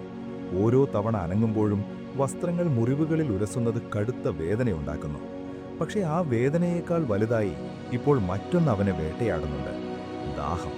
അതൊരു ചെറിയ അസ്വസ്ഥതയായിരുന്നില്ല, മറിച്ച് തൊണ്ടയിൽ ആരോ മണൽ വാരിയിട്ടതുപോലെ. ഉമിനീർ വറ്റിപ്പോയിരിക്കുന്നു. നാവുകൊണ്ട് ചുണ്ടുകൾ നനയ്ക്കാൻ ശ്രമിച്ചപ്പോൾ ഉണങ്ങിപ്പൊട്ടിയ തൊലി അടർന്നു മാറുന്നത് അവൻ അറിഞ്ഞു. തൻ്റെ പക്കലുള്ള ആ ചെറിയ വെള്ളക്കുപ്പിയിലേക്ക് അവൻ നോക്കി. അതിലിനി അധികം വെള്ളമില്ല. ഓരോ തുള്ളിയും വജ്രത്തേക്കാൾ വിലപ്പെട്ടതാണ്. ഒരു തവണ വലിയൊരു കവിൾ കുടിക്കാൻ മനസ്സ് വെമ്പുന്നുണ്ടെങ്കിലും യുക്തി അവനെ തടഞ്ഞു. ഇപ്പോൾ കുടിച്ചാൽ നാളെ എന്തു ചെയ്യും? ആ ചോദ്യം ഒരു മുള്ളുപോലെ അവൻ്റെ ഉള്ളിൽ തറച്ചു നിന്നു. അവൻ കുപ്പിയുടെ അടപ്പ് പതുക്കെ തുറന്നു. വെള്ളത്തിൻ്റെ ആ തണുത്ത മണം ഒരു നിമിഷം അവനെ ഉന്മത്തനാക്കി. അവനൊരു ചെറിയ തുള്ളി മാത്രം തൻ്റെ നാവിൻ്റെ അറ്റത്ത് വെച്ചു. അത് തൊണ്ടയിലൂടെ ഇറങ്ങിയപ്പോഴുണ്ടായ ആ ചെറിയ ആശ്വാസം വിവരിക്കാൻ കഴിയാത്തതായിരുന്നു. പക്ഷേ ആ ആശ്വാസം നിമിഷങ്ങൾക്കുള്ളിൽ അവസാനിച്ചു. ദാഹം വീണ്ടും കൂടുതൽ കരുത്തോടെ മടങ്ങി വന്നു. ഈ സമുദ്രത്തിന് നടുവിൽ തൻ്റെ ഏക പ്രതീക്ഷ സോളാർ സ്റ്റില്ലാണ്. സൂര്യപ്രകാശത്തിൻ്റെ സഹായത്തോടെ കടൽ വെള്ളം ശുദ്ധജലമാക്കി മാറ്റുന്ന ആ ചെറിയ ബലൂൺ പോലുള്ള ഉപകരണം. സ്റ്റീവൻ അത് പ്രവർത്തിപ്പിക്കാൻ ശ്രമിച്ചു. അതൊരു സങ്കീർണമായ പണിയായിരുന്നു. റാഫ്റ്റിൻ്റെ പുറത്ത് ആടി ഉലയുന്ന ആ ഉപകരണത്തെ ഭദ്രമായി കെട്ടിവെക്കുക. അതിനുള്ളിലേക്ക് കടൽ വെള്ളം നിറയ്ക്കുക. സൂര്യൻ്റെ ചൂടേറ്റ് അതിനുള്ളിൽ നീരാവി രൂപപ്പെടുകയും അത് പതുക്കെ ശുദ്ധജലമായി താഴേക്ക് ഇറ്റി വീഴുകയും വേണം. അവൻ ആ ഉപകരണം ശ്രദ്ധയോടെ പരിശോധിച്ചു. അതിനുള്ളിൽ ഏതാനും തുള്ളികൾ മാത്രം പൊടിഞ്ഞു വരുന്നു. ഒരു ദിവസം മുഴുവൻ കാത്തിരുന്നാലും ഒരു ചെറിയ ഗ്ലാസ് വെള്ളം പോലും കിട്ടില്ലെന്ന് അവൻ നിരാശയോടെ കണ്ടു. എങ്കിലും ആ തുള്ളികളാണ് തൻ്റെ ജീവനെ മരണത്തിൽ നിന്നും പിടിച്ചു നിർത്തുന്നത്. വിശപ്പും ദാഹവും ഒരുമിച്ച് ആക്രമിക്കുമ്പോൾ മനസ്സ് ഭ്രമിക്കാൻ തുടങ്ങും. സ്റ്റീവൻ തൻ്റെ കണ്ണുകൾ അടച്ചു. അപ്പോൾ അവൻ്റെ മുന്നിൽ തെളിഞ്ഞു വന്നത് തൻ്റെ വീട്ടിലെ അടുക്കളയായിരുന്നു. പൈപ്പ് തുറക്കുമ്പോൾ ഒഴുകി വരുന്ന തെളിനീർ, ഐസ് കട്ടകളിട്ട ഒരു ഗ്ലാസ് ജ്യൂസ്, പച്ചക്കറികളുടെയും ചൂടുള്ള ഭക്ഷണത്തിൻ്റെയും മണം. അവൻ ആ മണം ശ്വസിക്കാൻ ശ്രമിച്ചു. പക്ഷേ മൂക്കിലേക്ക് ഇരച്ചു കയറിയത് സമുദ്രത്തിൻ്റെ ആ കടുപ്പമേറിയ ഉപ്പുമണം മാത്രമായിരുന്നു. സ്വപ്നങ്ങൾ പോലും തന്നെ ചതിക്കുകയാണെന്ന് അവൻ തിരിച്ചറിഞ്ഞു. ഈ രാത്രിയിൽ അവൻ ഒറ്റയ്ക്കാണ്, ദൂരെയുള്ള തൻ്റെ ലോകത്തു നിന്നും 1000 മൈലുകൾ അകലെ. റാഫ്റ്റിൻ്റെ അടിയിൽ എന്തോ ഒന്ന് വന്ന് തട്ടുന്നത് അവൻ അറിഞ്ഞു. ഒരു ചെറിയ ചലനം. അവൻ ശ്വാസം അടക്കി പിടിച്ചു. ഒരു സ്രാവാണോ? അതോ വലിയൊരു മീനാണോ? ആ ഇരുട്ടിൽ ഒന്നും കാണാൻ കഴിയില്ല. പക്ഷേ വെള്ളത്തിനടിയിലൂടെ ആ നിഗൂഢമായ രൂപം തന്റെ റാഫ്റ്റിനെ പിന്തുടരുന്നത് അവന് മനസ്സിലായി. സമുദ്രം വെറുമൊരു വെള്ളപ്പരപ്പല്ല, അതൊരു വലിയ ജീവിയാണ്. തന്റെ ചുറ്റും ആയിരക്കണക്കിന് കണ്ണുകൾ തന്നെ നിരീക്ഷിക്കുന്നുണ്ട്. താൻ ഈ സമുദ്രത്തിൽ ഒരു ഇരയാണ്, എപ്പോൾ വേണമെങ്കിലും ആഴങ്ങളിലേക്ക് വലിച്ചെറിയപ്പെടാവുന്ന ഒരു ചെറിയ ജീവി. രാത്രിയുടെ നിശബ്ദതയിൽ റാഫ്റ്റിന്റെ റബ്ബറിൽ തിരകൾ വന്ന് തട്ടുന്ന ശബ്ദത്തിന് ഇപ്പോൾ ഒരു പ്രത്യേക ഗാംഭീര്യമുണ്ട്. ചലിക്കരുത്, ശബ്ദമുണ്ടാക്കരുത്, സ്റ്റീവൻ ഉള്ളിൽ മന്ത്രിച്ചു. അവൻ ആഞ്ഞു പിടിച്ചിരുന്ന കത്തി കയ്യിലെടുത്തു. ഒരുപക്ഷെ റാഫ്റ്റിന് എന്തെങ്കിലും സംഭവിച്ചാൽ, ഒരു വലിയ മീൻ ഇതിനെ കുത്തി തുളച്ചാൽ? ആ ചിന്ത അവനെ നടുങ്ങി. താൻ ഈ റബ്ബർ തോണിയെ സ്നേഹിക്കാൻ തുടങ്ങിയിരിക്കുന്നു. ഡക്കി, അത് വെറുമൊരു സുരക്ഷാ ഉപകരണമല്ല, അത് തന്റെ ശരീരത്തിന്റെ ഒരു ആവരണം പോലെയാണ്. അതിന് പരിക്കേറ്റാൽ തന്റെ ജീവനും അപകടത്തിലാണ്. അവൻ തന്റെ സർവൈവൽ മാനുവൽ ഓർത്തെടുക്കാൻ ശ്രമിച്ചു. സമുദ്രത്തിൽ ഒറ്റപ്പെട്ടാൽ എങ്ങനെ അതിജീവിക്കണം? തന്റെ പക്കലുള്ള ആ ചെറിയ മീൻപിടുത്ത ചൂണ്ടകൾ ഉപയോഗിക്കാൻ സമയമായിരിക്കുന്നു. ഭക്ഷണം കണ്ടെത്തുക എന്നത് ഇപ്പോൾ അത്യാവശ്യമാണ്. 5-ാം ദിവസം മുതൽ മീൻ പിടിക്കാൻ തുടങ്ങണമെന്ന് അവൻ തീരുമാനിച്ചു. വെള്ളത്തിന് മുകളിലൂടെ ചാടി വീഴുന്ന ആ ചെറിയ പറക്കും മീനുകളെ അവൻ കണ്ടിരുന്നു. അവ തന്റെ റാഫ്റ്റിലേക്ക് തനിയെ വീണിരുന്നെങ്കിലെന്ന് അവൻ ആഗ്രഹിച്ചു. പക്ഷേ ഭാഗ്യം എപ്പോഴും കൂടെയുണ്ടാകില്ലെന്ന് അവൻ അറിയാമായിരുന്നു. ഭാഗ്യത്തിന് പകരം തന്റെ ബുദ്ധിയും കഴിവും ഉപയോഗിച്ചാൽ മാത്രമേ ഈ കടൽ കടക്കാൻ കഴിയൂ. ആകാശത്ത് നക്ഷത്രങ്ങൾ ഓരോന്നായി മാഞ്ഞു തുടങ്ങുകയാണ്. വെളുപ്പിന്റെ ആ തണുത്ത കാറ്റ് വീശാൻ തുടങ്ങിയിരിക്കുന്നു. സ്റ്റീവൻ തന്റെ ശരീരത്തെ ഒന്ന് കുടഞ്ഞു. പേശികൾ കടുത്ത വേദനയിലാണ്. എങ്കിലും അവൻ എഴുന്നേറ്റിരുന്നു. വരാനിരിക്കുന്ന പകലിനെ നേരിടാൻ തയ്യാറെടുക്കണം. സൂര്യൻ ഉദിക്കുമ്പോൾ ദാഹം വീണ്ടും കൂടും. വെള്ളത്തിനായി വീണ്ടും സോളാർ സ്റ്റില്ലിലേക്ക് നോക്കേണ്ടി വരും. ആ ചെറിയ ബലൂണിനുള്ളിലെ ഏതാനും തുള്ളികൾക്കായി മണിക്കൂറുകൾ കാത്തിരിക്കേണ്ടി വരും. തന്റെ ലൊക്കേഷൻ ഇപ്പോൾ എവിടെയായിരിക്കുമെന്ന് അവൻ വെറുതെ ചിന്തിച്ചു. ഒരു GPS പോയിട്ട് ഒരു മാപ്പ് പോലും കയ്യിലില്ല. സമുദ്രത്തിലെ കാറ്റും ഒഴുക്കും തന്നെ എങ്ങോട്ടാണ് കൊണ്ടുപോകുന്നത്? കരീബിയൻ ദ്വീപുകളിലേക്കാണോ അതോ ആഫ്രിക്കൻ തീരങ്ങളിലേക്കാണോ? അവൻ തന്റെ കയ്യിലുള്ള ഒരു ചെറിയ നോട്ട് പുസ്തകത്തിൽ എന്തൊക്കെയോ കുറിക്കാൻ ശ്രമിച്ചു. ഓരോ ദിവസവും കടന്നുപോകുന്നത് അടയാളപ്പെടുത്തണം, ഇല്ലെങ്കിൽ താൻ ഈ ശൂന്യതയിൽ സ്വയം നഷ്ടപ്പെട്ടു പോകും. സമയത്തെ അടയാളപ്പെടുത്തുക എന്നത് ഒരു അതിജീവിക്കുന്നവന്റെ കടമയാണ്. സമുദ്രം പതുക്കെ ശാന്തമാകുന്നു. ചക്രവാളത്തിൽ നേരിയ വെളിച്ചം പടർന്നു തുടങ്ങുകയാണ്. സ്റ്റീവൻ തന്റെ വിറയ്ക്കുന്ന കൈകൾ കൊണ്ട് മുഖം തുടച്ചു. കണ്ണുകൾ നീറുന്നു. സൂര്യന്റെ ആദ്യ കിരണങ്ങൾ തന്റെ കണ്ണുകളിൽ തട്ടുമ്പോൾ അവൻ ഒരു നിമിഷം കണ്ണുകൾ അടച്ചു. താൻ ഇന്നും ജീവിച്ചിരിക്കുന്നു. 5 ദിവസങ്ങൾ, 120 മണിക്കൂറുകൾ. താൻ ഈ റബ്ബർ റാഫ്റ്റിൽ പിടിച്ചു നിന്നിരിക്കുന്നു. മരണത്തിന് തന്റെ മേൽ അധികാരം ലഭിച്ചിട്ടില്ല. പക്ഷേ വയറിലെ ആ വിയർപ്പും തൊണ്ടയിലെ ആ വരൾച്ചയും വീണ്ടും അവരെ ഓർമ്മിപ്പിച്ചു. പോരാട്ടം തുടങ്ങിയിട്ടേയുള്ളൂ. തന്റെ മുന്നിലുള്ളത് ഒരു വലിയ അതിരുകളില്ലാത്ത നീലക്കടലാണ്. അതിനപ്പുറം ഒരു കരയുണ്ടെന്ന് വിശ്വസിക്കാൻ ഇപ്പോൾ എൻ്റെ ഹൃദയത്തിന് മാത്രമേ കഴിയൂ. ബുദ്ധി പറയുന്നത് മറ്റൊന്നാണ്. എങ്കിലും അവൻ ആ കരയെ സ്വപ്നം കണ്ടു. മണ്ണും മരങ്ങളും ശുദ്ധജലവുമുള്ള ആ കര. റാഫ്റ്റ് പതുക്കെ ചലിക്കാൻ തുടങ്ങി. കാറ്റ് വീണ്ടും വീശുകയാണ്. അനിശ്ചിതത്വത്തിന്റെ മറ്റൊരു പകൽ തന്നെ കാത്തിരിക്കുന്നുണ്ടെന്ന് അവൻ അറിയാമായിരുന്നു. കടൽ വെള്ളം റാഫ്റ്റിന്റെ വശങ്ങളിൽ തട്ടുന്ന ആ ചെറിയ ശബ്ദം. Lub lub lub. 5-ാം ദിവസം. സൂര്യൻ ചക്രവാളത്തിൽ നിന്നും പതുക്കെ ഉയർന്നു വരുമ്പോൾ അത് പ്രകാശത്തിന്റെ ഒരു സ്രോതസ്സായല്ല, മറിച്ച് ചുട്ടുപൊള്ളുന്ന ഒരു ശത്രുവായാണ് സ്റ്റീവന് തോന്നിയത്. ആകാശം മേഘങ്ങളില്ലാത്ത തെളിഞ്ഞ നീല നിറമായിരുന്നു. പക്ഷേ ആ നീലിമയിൽ ഒരു ക്രൂരത ഒളിഞ്ഞിരുന്നു. ഒരിറ്റ തണൽ പോലുമില്ലാത്ത ആ തുറന്ന സമുദ്രത്തിൽ റബ്ബർ റാഫ്റ്റിന്റെ മുകളിലുള്ള ചെറിയ മേൽക്കൂരക്കടിയിൽ അവൻ ഒളിച്ചിരിക്കാൻ ശ്രമിച്ചു. വായുവിന് തീ പിടിച്ചതുപോലെ തോന്നി. ഓരോ ശ്വാസത്തിലും ഉപ്പുകാറ്റ് അവന്റെ ശ്വാസകോശത്തെ ഉണക്കിക്കൊണ്ടിരുന്നു. 5 ദിവസമായി അവൻ ശരിയായ രീതിയിൽ ഭക്ഷണം കഴിച്ചിട്ട്, 5 ദിവസമായി തന്റെ ദാഹം പൂർണ്ണമായും ശമിപ്പിച്ചിട്ട്. തന്റെ ശരീരം ഒരു ഭാരമായി അവന് തോന്നിത്തുടങ്ങിയിരിക്കുന്നു. സമുദ്രത്തിലെ ഉപ്പുവെള്ളം ചർമ്മത്തിൽ ഉണങ്ങിപ്പിടിച്ച് വെളുത്ത പാടുകൾ വീണിട്ടുണ്ട്. സന്ധികളിലും ഇടുപ്പിലും കടൽ വ്രണങ്ങൾ, സീ അൾസേഴ്സ് രൂപപ്പെട്ടു തുടങ്ങിയിരിക്കുന്നു. നനഞ്ഞ വസ്ത്രങ്ങൾ ശരീരത്തിൽ ഉരസുമ്പോൾ ഉണ്ടാകുന്ന വേദന സഹിക്കാവുന്നതിലും അപ്പുറമായിരുന്നു. എങ്കിലും അവൻ ആ വേദനയെ അവഗണിക്കാൻ ശ്രമിച്ചു. കാരണം അതിജീവനത്തിന്റെ പാഠങ്ങൾ പഠിക്കാൻ വേദനയേക്കാൾ വലിയൊരു അധ്യാപകനില്ലെന്ന് അവൻ തിരിച്ചറിഞ്ഞു കഴിഞ്ഞിരുന്നു. ഈ സമുദ്രത്തിൽ അവനൊരു നാവികനല്ല, മറിച്ചൊരു വേട്ടക്കാരനാകേണ്ടതുണ്ട്. അല്ലെങ്കിൽ ഒരു ഇരയായി മാറേണ്ടി വരും. അവൻ തന്റെ പക്കലുള്ള മീൻപിടുത്ത ഉപകരണങ്ങൾ പുറത്തെടുത്തു. ഒരു ചെറിയ സ്പിയർ ഗൺ. അത് അവന്റെ അവസാനത്തെ ആയുധമാണ്. വെള്ളത്തിനടിയിലേക്ക് അവൻ നോക്കി. റാഫ്റ്റിന്റെ തണൽ തേടി ഒരു കൂട്ടം കൊച്ചുമീനുകൾ അതിനടിയിൽ തടിച്ചുകൂടിയിട്ടുണ്ട്. അവനെ സംബന്ധിച്ചിടത്തോളം അവ വെറും മീനുകളല്ല, മറിച്ച് ഒഴുകി നടക്കുന്ന ജീവനാണ്. പ്രോട്ടീൻ അടങ്ങിയ ആ മാംസവും അതിനുള്ളിലെ ദ്രാവകവും തൻ്റെ ജീവൻ നിലനിർത്താൻ അത്യാവശ്യമാണ്. പക്ഷേ ആടിയുലയുന്ന ഈ ചെറിയ റാഫ്റ്റിൽ ഇരുന്നു കൊണ്ട് വേഗതയുള്ള ഒരു മീനിനെ കുത്തിപ്പിടിക്കുക എന്നത് അസാധ്യമായ കാര്യമായി തോന്നി. അവൻ നിശ്ചലനായി നിന്നു. ശ്വാസം അടക്കിപ്പിടിച്ച് കയ്യിലെ കുന്തവുമായി വെള്ളത്തിലേക്ക് ഉറ്റുനോക്കി. ദൂരെയതാ മനോഹരമായ നിറങ്ങളുള്ള ഒരു ഡൊറാഡോ മീൻ പതുക്കെ നീന്തി വരുന്നു. പച്ചയും സ്വർണ്ണനിറവും കലർന്ന അതിൻ്റെ ശരീരം സൂര്യപ്രകാശത്തിൽ തിളങ്ങുന്നുണ്ടായിരുന്നു. ആ കാഴ്ച അതിമനോഹരമായിരുന്നു. എന്നാൽ വിശപ്പ് ആ സൗന്ദര്യത്തെ മായ്ച്ചു കളഞ്ഞു. സ്റ്റീവൻ തൻ്റെ ലക്ഷ്യം ഉറപ്പിച്ചു. മീൻ റാഫ്റ്റിനോട് അല്പം കൂടി അടുത്തുവരാൻ അവൻ കാത്തുനിന്നു. വിറയ്ക്കുന്ന കൈകളെ നിയന്ത്രിക്കാൻ അവൻ പാടുപെട്ടു. പെട്ടെന്ന് ഒരു മിന്നൽ വേഗത്തിൽ അവൻ കുന്തമെറിഞ്ഞു. പക്ഷേ വെള്ളത്തിൻ്റെ മർദ്ദം അവൻ്റെ കണക്കുകൂട്ടലുകളെ തെറ്റിച്ചു. കുന്തം മീനിൻ്റെ അരികിലൂടെ വെറുതെ കടന്നുപോയി. നിരാശയുടെ ഒരു കടുത്ത ഭാരം അവൻ്റെ ഹൃദയത്തിൽ വന്നു പതിച്ചു. സമുദ്രം അവനെ നോക്കി പരിഹസിക്കുന്നതുപോലെ തോന്നി. ആ മീൻ വേഗത്തിൽ ആഴങ്ങളിലേക്ക് നീന്തി മറഞ്ഞു. സ്റ്റീവൻ റാഫ്റ്റിൽ തളർന്നിരുന്നു. തൻ്റെ പരിമിതമായ ഊർജം ഇത്തരത്തിൽ പാഴാക്കുന്നത് മരണത്തെ ക്ഷണിച്ചു വരുത്തുന്നതിന് തുല്യമാണെന്ന് അവൻ സ്വയം തിരുത്തി.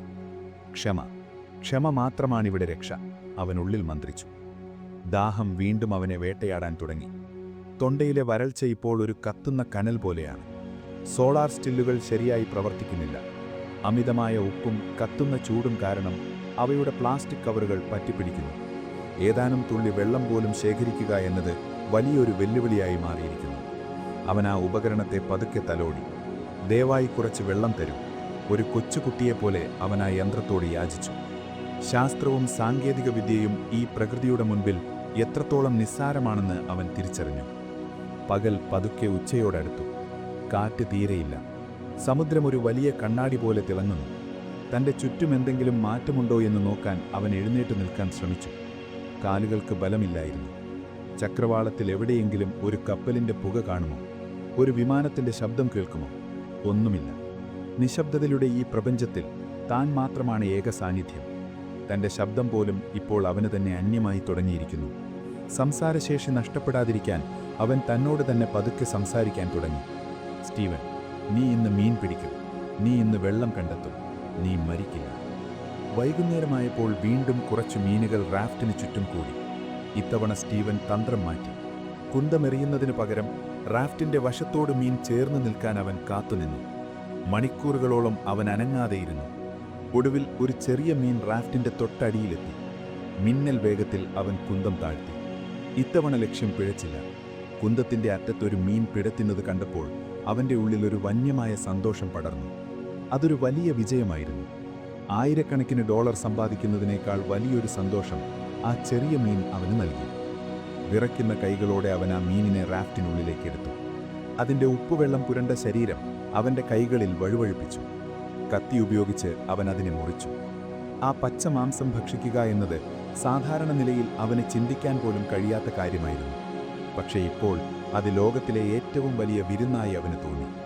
മീനിൻ്റെ കണ്ണുകളിൽ നിന്നും മാംസത്തിൽ നിന്നും ലഭിക്കുന്ന ആ ചെറിയ ദ്രാവകം അവൻ്റെ ദാഹത്തെ അല്പം ശമിപ്പിച്ചു.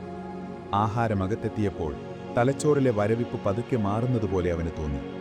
സൂര്യൻ അസ്തമിക്കാൻ തുടങ്ങുന്നു. ചക്രവാളത്തിൽ ഓറഞ്ചും ചുവപ്പും കലർന്ന വർണ്ണങ്ങൾ വിരിയുകയാണ്. പ്രകൃതി വീണ്ടും മനോഹരമായൊരു മുഖം കാണിക്കുന്നു. പക്ഷേ സ്റ്റീവൻ അറിഞ്ഞു, ഈ മനോഹാരിതയ്ക്ക് പിന്നിൽ ക്രൂരമായ മറ്റൊരു രാത്രിയുണ്ട്. തണുപ്പും ഒറ്റപ്പെടലും നിറഞ്ഞ ഒരു രാത്രി. അവൻ തൻ്റെ പക്കലുള്ള എല്ലാ സാധനങ്ങളും സുരക്ഷിതമായി വെച്ചു. ഓരോ ചെറിയ നൂൽപ്പാലവും തനിക്ക് വിലപ്പെട്ടതാണെന്ന് അവൻ തിരിച്ചറിഞ്ഞു. ഈ 5 ദിവസങ്ങൾ അവനെ ഒരുപാട് കാര്യങ്ങൾ പഠിപ്പിച്ചു. സമുദ്രത്തെ സ്നേഹിക്കാനല്ല, മറിച്ച് അതിനെ ബഹുമാനിക്കാനും ഭയപ്പെടാനും അവൻ പഠിച്ചു. തന്നെ പ്രിയപ്പെട്ട നെപ്പോളിയൻ സോളോ തനിക്ക് നൽകിയ സുരക്ഷിതത്വം ഇപ്പോൾ അവനില്ല. ഈ റബ്ബർ റാഫ്റ്റ് മാത്രമാണ് അവൻ്റെ ലോകം. ഈ ലോകത്ത് അവനാണ് നിയമങ്ങൾ ഉണ്ടാക്കേണ്ടത്. വായുവിൽ നിറയുന്ന രാത്രിയുടെ തണുപ്പിനെ നേരിടാൻ അവൻ തൻ്റെ നനഞ്ഞ കമ്പിളി പുതപ്പെടുത്തു. അത് ഉപ്പുവെള്ളത്തിൽ കുതിർന്നിരുന്നതിനാൽ ശരീരത്തിൽ ഉരസുമ്പോൾ ഉണ്ടാകുന്ന വേദന സഹിക്കാവുന്നതിലും അപ്പുറമായിരുന്നു. എങ്കിലും അവൻ ആ വേദനയെ അവഗണിക്കാൻ ശ്രമിച്ചു.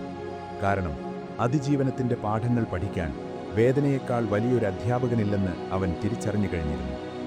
രാത്രിയുടെ നിശബ്ദത വീണ്ടും പരന്നു. റാഫ്റ്റിൻ്റെ അടിയിൽ മീനുകൾ വന്ന് തട്ടുന്ന ശബ്ദം അവൻ കേട്ടു. അവ ഇപ്പോൾ അവൻ്റെ ശത്രുക്കളല്ല, മറിച്ച് അവൻ്റെ ആഹാരമാണ്. ഈ പരസ്പര ബന്ധം അവനെ അത്ഭുതപ്പെടുത്തി. ജീവിക്കാൻ വേണ്ടി മറ്റൊരു ജീവനെ എടുക്കുന്ന പ്രകൃതിയുടെ ആ നിയമം അവൻ തൻ്റെ ജീവിതത്തിൻ്റെ ഭാഗമാക്കി മാറ്റി. ആകാശത്തെ നക്ഷത്രങ്ങളെ നോക്കി അവൻ പതുക്കെ കണ്ണുകൾ അടച്ചു. വയറ്റിലെ ആ ചെറിയ ആശ്വാസം അവനെ ഉറക്കത്തിലേക്ക് നയിക്കാൻ ശ്രമിച്ചു. എങ്കിലും മനസ്സിൻ്റെ ഒരു കോണിൽ ആ സത്യം അവശേഷിച്ചു. ഒരു മീൻ പിടിച്ചതുകൊണ്ട് മാത്രം കാര്യമില്ല. ഇനിയും 70ഓളം ദിവസങ്ങൾ താൻ ഈ കടലിൽ പിടിച്ചു നിൽക്കേണ്ടി വന്നേക്കാം. ദാഹം വീണ്ടും വരും, ഭയം വീണ്ടും വരും, സമുദ്രം വീണ്ടും ഗർജിക്കും. ഉറക്കത്തിലേക്ക് വീഴുമ്പോഴും അവൻ്റെ വിരലുകൾ തൻ്റെ ചെറിയ കത്തിയെ മുറുകെ പിടിച്ചിരുന്നു. സമുദ്രം പതുക്കെ ശ്വസിക്കുന്നു. തിരമാലകൾ താളത്തിൽ റാഫ്റ്റിനെ തള്ളിക്കൊണ്ടിരുന്നു. ആ വലിയ നീല ശൂന്യതയിൽ ഒരു ചെറിയ വെളിച്ചം പോലെ സ്റ്റീവന്റെ ജീവൻ ഇപ്പോഴും തെളിഞ്ഞു നിന്നു. നിശബ്ദത, ശൂന്യത, അനിശ്ചിതത്വം. 10 ദിവസങ്ങൾ, അതോ 12? സമയത്തിന്റെ കൃത്യമായ കണക്കുകൾ സ്റ്റീവന്റെ മനസ്സിൽ പതുക്കെ മാഞ്ഞു തുടങ്ങുകയായിരുന്നു. ഓരോ ദിവസവും മുമ്പത്തെ ദിവസത്തിന്റെ ആവർത്തനം പോലെ. സൂര്യൻ ഉദിക്കുന്നു, ആകാശത്തിന്റെ മധ്യത്തിൽ വന്ന് തന്നെ ദഹിപ്പിക്കുന്നു, പിന്നീട് സമുദ്രത്തിന്റെ ആഴങ്ങളിലേക്ക് മുങ്ങിത്താഴുന്നു. ഈ ചക്രവാളത്തിനപ്പുറം ഒരു ലോകമുണ്ടെന്ന് വിശ്വസിക്കാൻ ഇപ്പോൾ പ്രയാസമായിരിക്കുന്നു. തന്റെ ചെറിയ റബ്ബർ റാഫ്റ്റായ ഡക്കി ഇപ്പോൾ വെറുമൊരു തോണിയല്ല, മറിച്ച് തന്റെ ശരീരത്തിന്റെ തന്നെ ഒരു ഭാഗമാണ്. അതിന്റെ റബ്ബർ ഭിത്തികളിൽ പറ്റിപ്പിടിച്ചിരിക്കുന്ന ഉപ്പും ഉള്ളിലെ നനഞ്ഞ അന്തരീക്ഷവും ഇപ്പോൾ സ്റ്റീവന് പരിചിതമായി കഴിഞ്ഞു. അതിജീവനമെന്നത് വെറുമൊരു ഭാഗ്യമല്ല, മറിച്ചൊരു കലയാണെന്ന് അവൻ തിരിച്ചറിഞ്ഞു തുടങ്ങിയിരിക്കുന്നു. ആദ്യ ദിവസങ്ങളിലെ ആ ഭയവും വെപ്രാളവും പതുക്കെ മാറി. പകരം അങ്ങേയറ്റത്തെ ഏകാഗ്രതയോടെയുള്ള ഒരു ജീവിതശൈലി അവനിൽ രൂപപ്പെട്ടു. താനൊരു ഇരയല്ല, മറിച്ച് ഈ സമുദ്രത്തിലെ ഒരു സ്ഥിരതാമസക്കാരനാണെന്ന ഭാവം അവൻ വളർത്തിയെടുത്തു. തന്റെ പക്കലുള്ള ഓരോ ചെറിയ വസ്തുവിനും ഇപ്പോൾ ഒരു പുതിയ അർത്ഥമുണ്ട്. ഒരു കഷ്ണം നൂൽ, ഒരു ചെറിയ പ്ലാസ്റ്റിക് കവർ, ഒടിഞ്ഞ ഒരു കത്തിയുടെ അറ്റം, ഇവയെല്ലാം തന്റെ ജീവൻ നിലനിർത്താനുള്ള ആയുധങ്ങളാണെന്ന് അവൻ ഉറപ്പിച്ചു. ഏറ്റവും വലിയ വെല്ലുവിളി ഇപ്പോഴും ശുദ്ധജലമായിരുന്നു. സോളാർ സ്റ്റില്ലുകൾ ഓരോന്നായി പണിമുടക്കി തുടങ്ങിയിരിക്കുന്നു. പ്ലാസ്റ്റിക് കവറുകൾ കടൽക്കാറ്റിലും ചൂടിലും പെട്ട് പൊട്ടിപ്പോകുന്നു. വായു നിറച്ച ആ ബലൂണുകൾ വെള്ളത്തിനു മുകളിൽ ആടി ഉലയുമ്പോൾ അതിനുള്ളിലെ ശുദ്ധജലം ഉപ്പുവെള്ളവുമായി കലരുന്നു. അതൊരു വലിയ ആഘാതമായിരുന്നു. മണിക്കൂറുകൾ കാത്തിരുന്ന് ശേഖരിക്കുന്ന ആ ഏതാനും തുള്ളി വെള്ളം നഷ്ടപ്പെടുമ്പോൾ തന്റെ ജീവന്റെ ഒരു ഭാഗം ചോർന്നു പോകുന്ന വേദനയാണ് സ്റ്റീവൻ അനുഭവപ്പെട്ടത്. പക്ഷെ അവൻ തളർന്നില്ല. അവൻ തന്റെ കൈവശമുള്ള കുറച്ച് തുണിക്കഷ്ണങ്ങളും സ്പോഞ്ചും ഉപയോഗിച്ച് ആ ഉപകരണങ്ങളെ പരിഷ്കരിക്കാൻ ശ്രമിച്ചു. ഓരോ തുള്ളി വെള്ളവും ശേഖരിക്കാൻ അവൻ പുതിയ വഴികൾ കണ്ടെത്തി. തന്റെ ചുണ്ടുകൾ നനയ്ക്കാൻ മാത്രം പാകത്തിൽ ഒരു ദിവസം വെറും 500 മില്ലിലിറ്റർ വെള്ളം മാത്രം കുടിച്ച് അവൻ ശരീരം ശീലിപ്പിച്ചു. ദാഹം ശരീരത്തെ ഉണക്കിക്കൊണ്ടിരിക്കുമ്പോഴും വിശപ്പിനെ നേരിടാൻ അവൻ പുതിയ തന്ത്രങ്ങൾ മെനഞ്ഞു. റാഫ്റ്റിന് താഴെ എപ്പോഴും ഒരു ചെറിയ പ്രപഞ്ചം ഒളിഞ്ഞിരിപ്പുണ്ടായിരുന്നു.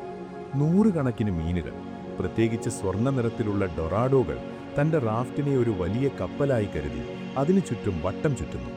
അവയ്ക്ക് റാഫ്റ്റിന്റെ തണൽ വലിയൊരാശ്വാസമായിരുന്നു. സ്റ്റീവൻ ആ മീനുകളെ നിരീക്ഷിച്ചു. അവയുടെ ഓരോ ചലനവും അവൻ പഠിച്ചു. തന്റെ സ്പിയർ ഗൺ ഉപയോഗിച്ച് മീൻ പിടിക്കുക എന്നത് ഇപ്പോൾ അവന്റെ ഒരു ദിനചര്യയായി മാറി. മീനിനെ പിടിക്കുക എന്നത് എളുപ്പമല്ല. വെള്ളത്തിന്റെ റിഫ്രാക്ഷൻ കാരണം മീൻ ഇരിക്കുന്ന യഥാർത്ഥ ലൊക്കേഷൻ തിരിച്ചറിയാൻ പ്രയാസമാണ്.